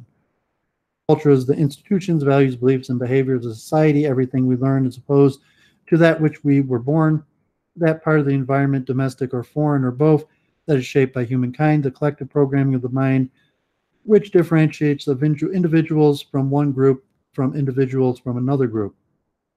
Culture is a kind of shifting reality in which people make of it what they need to as they live their identities in different circumstances, because cultural attributes can flow between societies.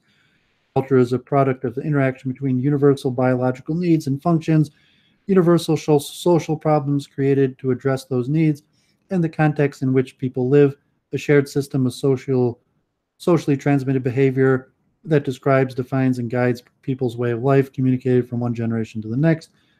In culture, organized rules relating to the ways individuals should communicate within a group and how they should behave in their environments. Okay, a lot of definitions of culture there. The people are enjoying. So the base of the above definition, culture is here to be understood as a set of knowledge, beliefs, arts, morals, ideas, standards, law, customs, or any other capabilities or habits acquired, learned, and shaped by man as a member of society, shared by him, her, other members of society, and distinguishing him or her from members of one group from members of another group, embraces collectively programming of the mind, cognitive patterns, ways of thinking, feeling, and styles of interaction that are acquired, described, and communicated by means of symbols, and socially transmitted from one generation to another. The survival and reinforcement of all of these elements is possible due to common language, the spatial and temporal framework, and the way they are shaped in institutions, human practices, and interactions. Significant for this paper is determining the position of culture in relation to communication and the position of that relation to the issue of intercultural communication. As stated above, communication serves as a means to share ways of thinking and behaving within a group, community, and society. Owing to the fact that communication is highly dependent on individual features of the members' personalities, but not on their personal attributes, one can talk of different styles of communication which result from different characteristics of groups whose acquisition of knowledge, habits, systems, and norms, ways of thinking differs from the acquisitions of other groups. Is very active communicating, conveying meanings by the sender to the receiver, both in the intended and unintended way. This is embedded in the cultural background as it conveys the meaning produced by cultural artifacts and by the use of such cultural artifacts as signs. But that cultural background is also shaped by the process of communication, since it consists in conveying meanings which are incorporated into culture. Communication involves more than speaking. It involves the constructs and a wider part of life of a person, conveying not only what they say, but also who they are and what they believe. When people of diverse cultures share information, both orally and through bodily language, it is often cultural in nature. These words and actions are loaded with cultural meanings built on foundational beliefs and values they have been taught. Therefore, in order for there to be effective communication that makes sense, each person has to make an intentional effort to truly understand the other. Intercultural communication, the concept of intercultural communications, happens to be interchangeable with cross-cultural communication, as people from different cultural backgrounds are involved in both intercultural and cross-cultural communication. However, it ought to be emphasized that cross-cultural studies consist in exploring the attitudes and communication practices between interactants from the same culture, as opposed to attitudes and practice from people from another culture, and hence they exemplify research meant to compare communication in different cultures. Intercultural studies, in turn, consist of exploring the attitude and communication practices between people from different cultures who come into contact, and because such studies concentrate on interaction in a multicultural milieu, all the findings serve to provide practical solutions for people working in global companies. Grudekuntz notes that intercultural communication cannot be understood if cross-cultural behavior differences are not appreciated, so the significance of cross-cultural studies cannot be neglected in the context of business communication, since they are constitute a starting point for any comparative cultural research. Intercultural communication can be defined as a process of communication in which participants from different cultures are involved It is interaction between people of diverse cultural backgrounds with distinct communication patterns, preferences, and styles, and with cultural differences in perception and behavior that affect the attribution of meaning. Exploring intercultural contact through research into communication practice provides an opportunity to reveal the richness of cultural patterns and force and perplexities between social groups. Understanding people, their culture, and their society is not only a prerequisite for comparing relations with one society with relations within another society, and hence for intercultural studies, but is also of heuristic value.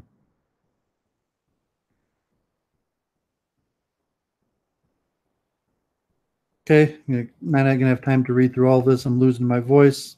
Only a few viewers left. But features of intercultural communication. Generally, two essential features of intercultural communication can be distinguished.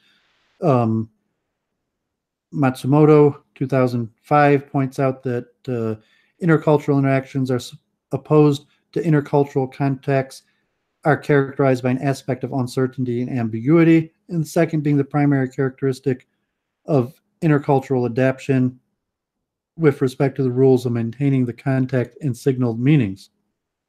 This uncertainty or anxiety derives from cultural differences, both in respect to verbal and nonverbal communication. The fact that interactants may not be sure if the same communication rules are followed and by what communication styles should be employed. If we assume that the intercultural encounters one communicator is regarded as a stranger, the feeling of a certain anxiety is usually ascribed to that stranger who happens to feel insecure and does not know how to behave or react to certain initial communication stimuli. And yet thinking differently in divergent cultural contexts and feeling differently in these contexts due to inappropriate, unexpected from the communicator in his or her original culture both apply to stranger and in-group members of alien cultures. Strangers are hyper-aware of cultural differences as they tend to overestimate the effect of cultural identity on the behavior of people in an alien society while blurring individual distinctions. Second feature refers to a cultural layer of communication practices. Because of different expectations towards certain behavior, there is a great chance that not meeting them will end up in cultural misunderstandings and even conflicts due to the fact that people's behaviors are interpreted through cultural perspectives and interact in some behaviors which do not comply with the value systems of the communicator or which just differ from his or her perspective may be a source of anger, resentment, and conflict, which are aggravated by uncertainty. But even after uncertainty is reduced, conflict is inevitable because these differences in the meaning of verbal and nonverbal behaviors across cultures and the associated emotions and values inherent in the system.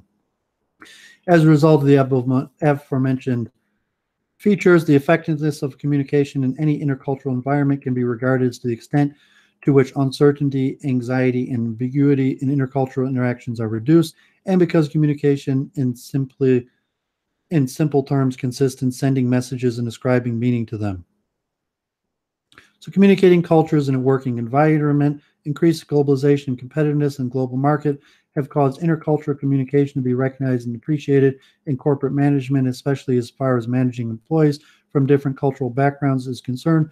The reason for this is the knowledge of intercultural communication strategies and cultural nuances, which are derived from specific cultural values, norms, and behaviors reflected in business etiquette is a prerequisite for avoiding potential conflicts and misunderstandings in a working environment resulting from different cultural contexts which determine different ways of perceiving each other and responding to each other. This manager should develop cultural sensitivity. I talked about some of this in my response to JF on our multiculturalism debate. So the connection between belonging to a specific cultural background and efficient business communication is also evidence in a survey conducted by me to the survey 20 managers from one of the top global manufacturing companies about what they understood about the statement. I have to take in consideration cultural differences in the work environment because I like working with people from different cultural backgrounds. I feel well when my coworkers respect my cultural values. I respect cultural values of my coworkers. Cultural differences make my work more difficult. Cultural differences hamper communication. I wish I could have some training and instruction in my company about how to communicate with people from other cultural backgrounds. So we see, I like working with people from different cultural backgrounds. Mostly agree, only 10% partly disagree. I feel well when my coworkers respect my cultural values. vast agreement, so no one disagrees. Respect the cultural values of my coworkers. Almost all agreement. Cultural differences make my work more difficult. Evenly split to between partially agree and partially disagree, and we'll discuss that more. Cultural differences make my work more difficult. Cultural differences hamper communication, and there you get more agreement. Obviously, cultural differences make communication more difficult, and the desire for training. This man's research. Intercultural communication in international environment, the concept of cultural diversity, which is here understood as a heterogeneity of national cultures and team members, individual's natural culture is considered to be that of his or her country of residence. Appears to play both positive and negative roles. The positive one is the diversity facilities, the decision-making process, and hence its contribution to productivity of employees who work in different team members. Scientific studies probably couldn't be racial these days.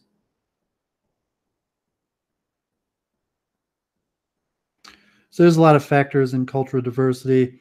I encourage people to read the whole thing. So just look at the conclusion. Developing and implementing coherent communication strategy policy is decisive for a successful functioning of any company, organization, or institution as it translates into an increase of employee satisfaction, hence into an increase of the productivity and decrease of work abstinence. As for intercultural business communication, acquiring intercultural competencies by managers allows the establishment of long-lasting relations with their business partners, better realization of the company's goal in an international environment, and the maintenance of proper communication practices with employees.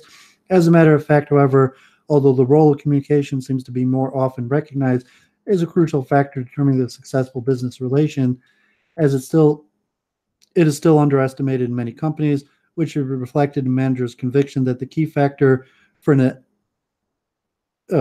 efficacious functioning of a company is boiled down to employees' work performance. Okay, interesting. Just keep the multicultural theme going. And you got one last paper from Finland. So you get a variety. That one was from Warsaw. And this other is workplace. The other at the workplace, power and language in the multicultural workplace.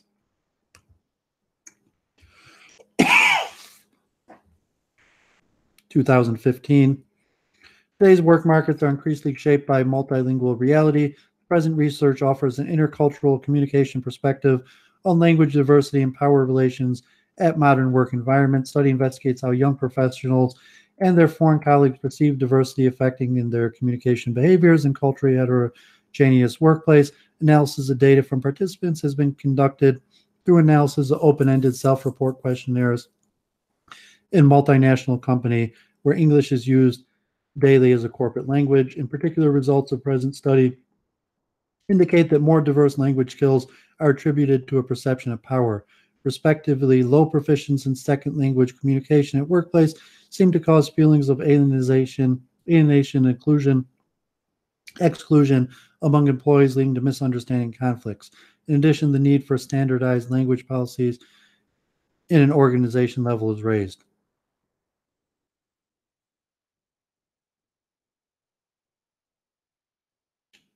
This one's the whole PhD thesis.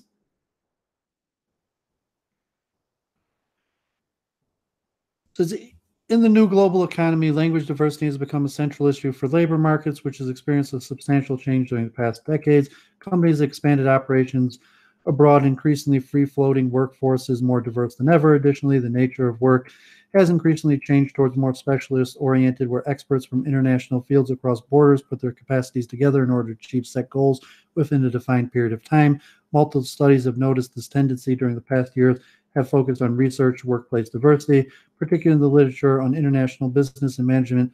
The main focus has been on outcomes of multicultural teams and diverse groups' positive or negative performance. In addition, several comparisons of heterogeneous and homogeneous work groups have been made. Subsequently, multicultural teams' efficacy and effectiveness have been widely researched. Another equal important focus has been on discrimination and mistreatment of minorities at workplace, causing depression, anxiety, hostility based on employees' demographic variables. However, a number of organizational scholars have raised discussion of an organization's language practice in intercultural training at workplaces. Next voices from different European universities put into operation the term of intercultural mobility in order to promote intercultural awareness of young professionals. The ICOM promo.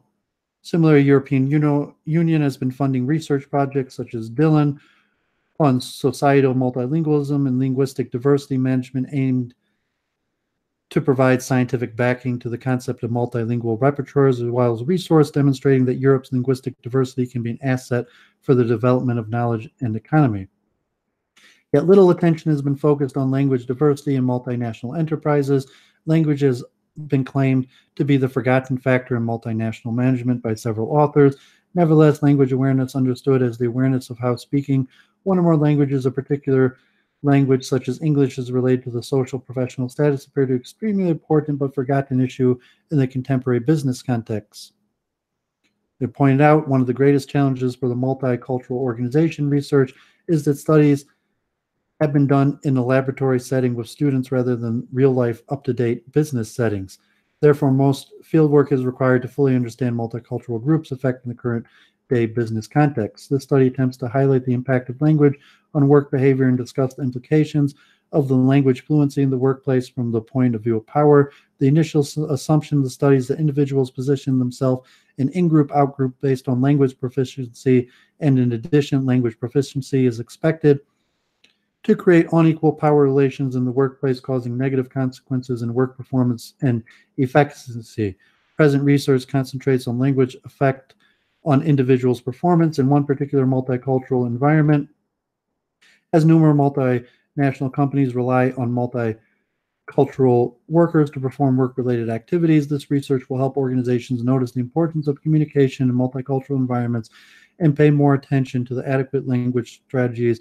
It is desired the second language competence could be developed to be a tool for promoting and improving intercultural communication organization.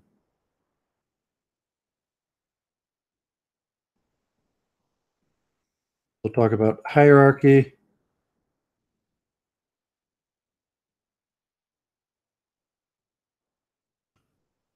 Okay, yeah, probably just gonna have to end this up. It's an interesting, I skimmed through this whole thing earlier, and it's interesting the benefits and costs of multiculturalism, but here just specifically related to the use of language. You're talking about the benefits of showing that multicultural, multilingual people have better performance, better respects among their peer, accommodating behavior. All these things are useful, like my big themes of multiculturalism and different things. So that's my stream for today. Hope people enjoyed. I wanted to get this out there. I've been thinking about it for a while, but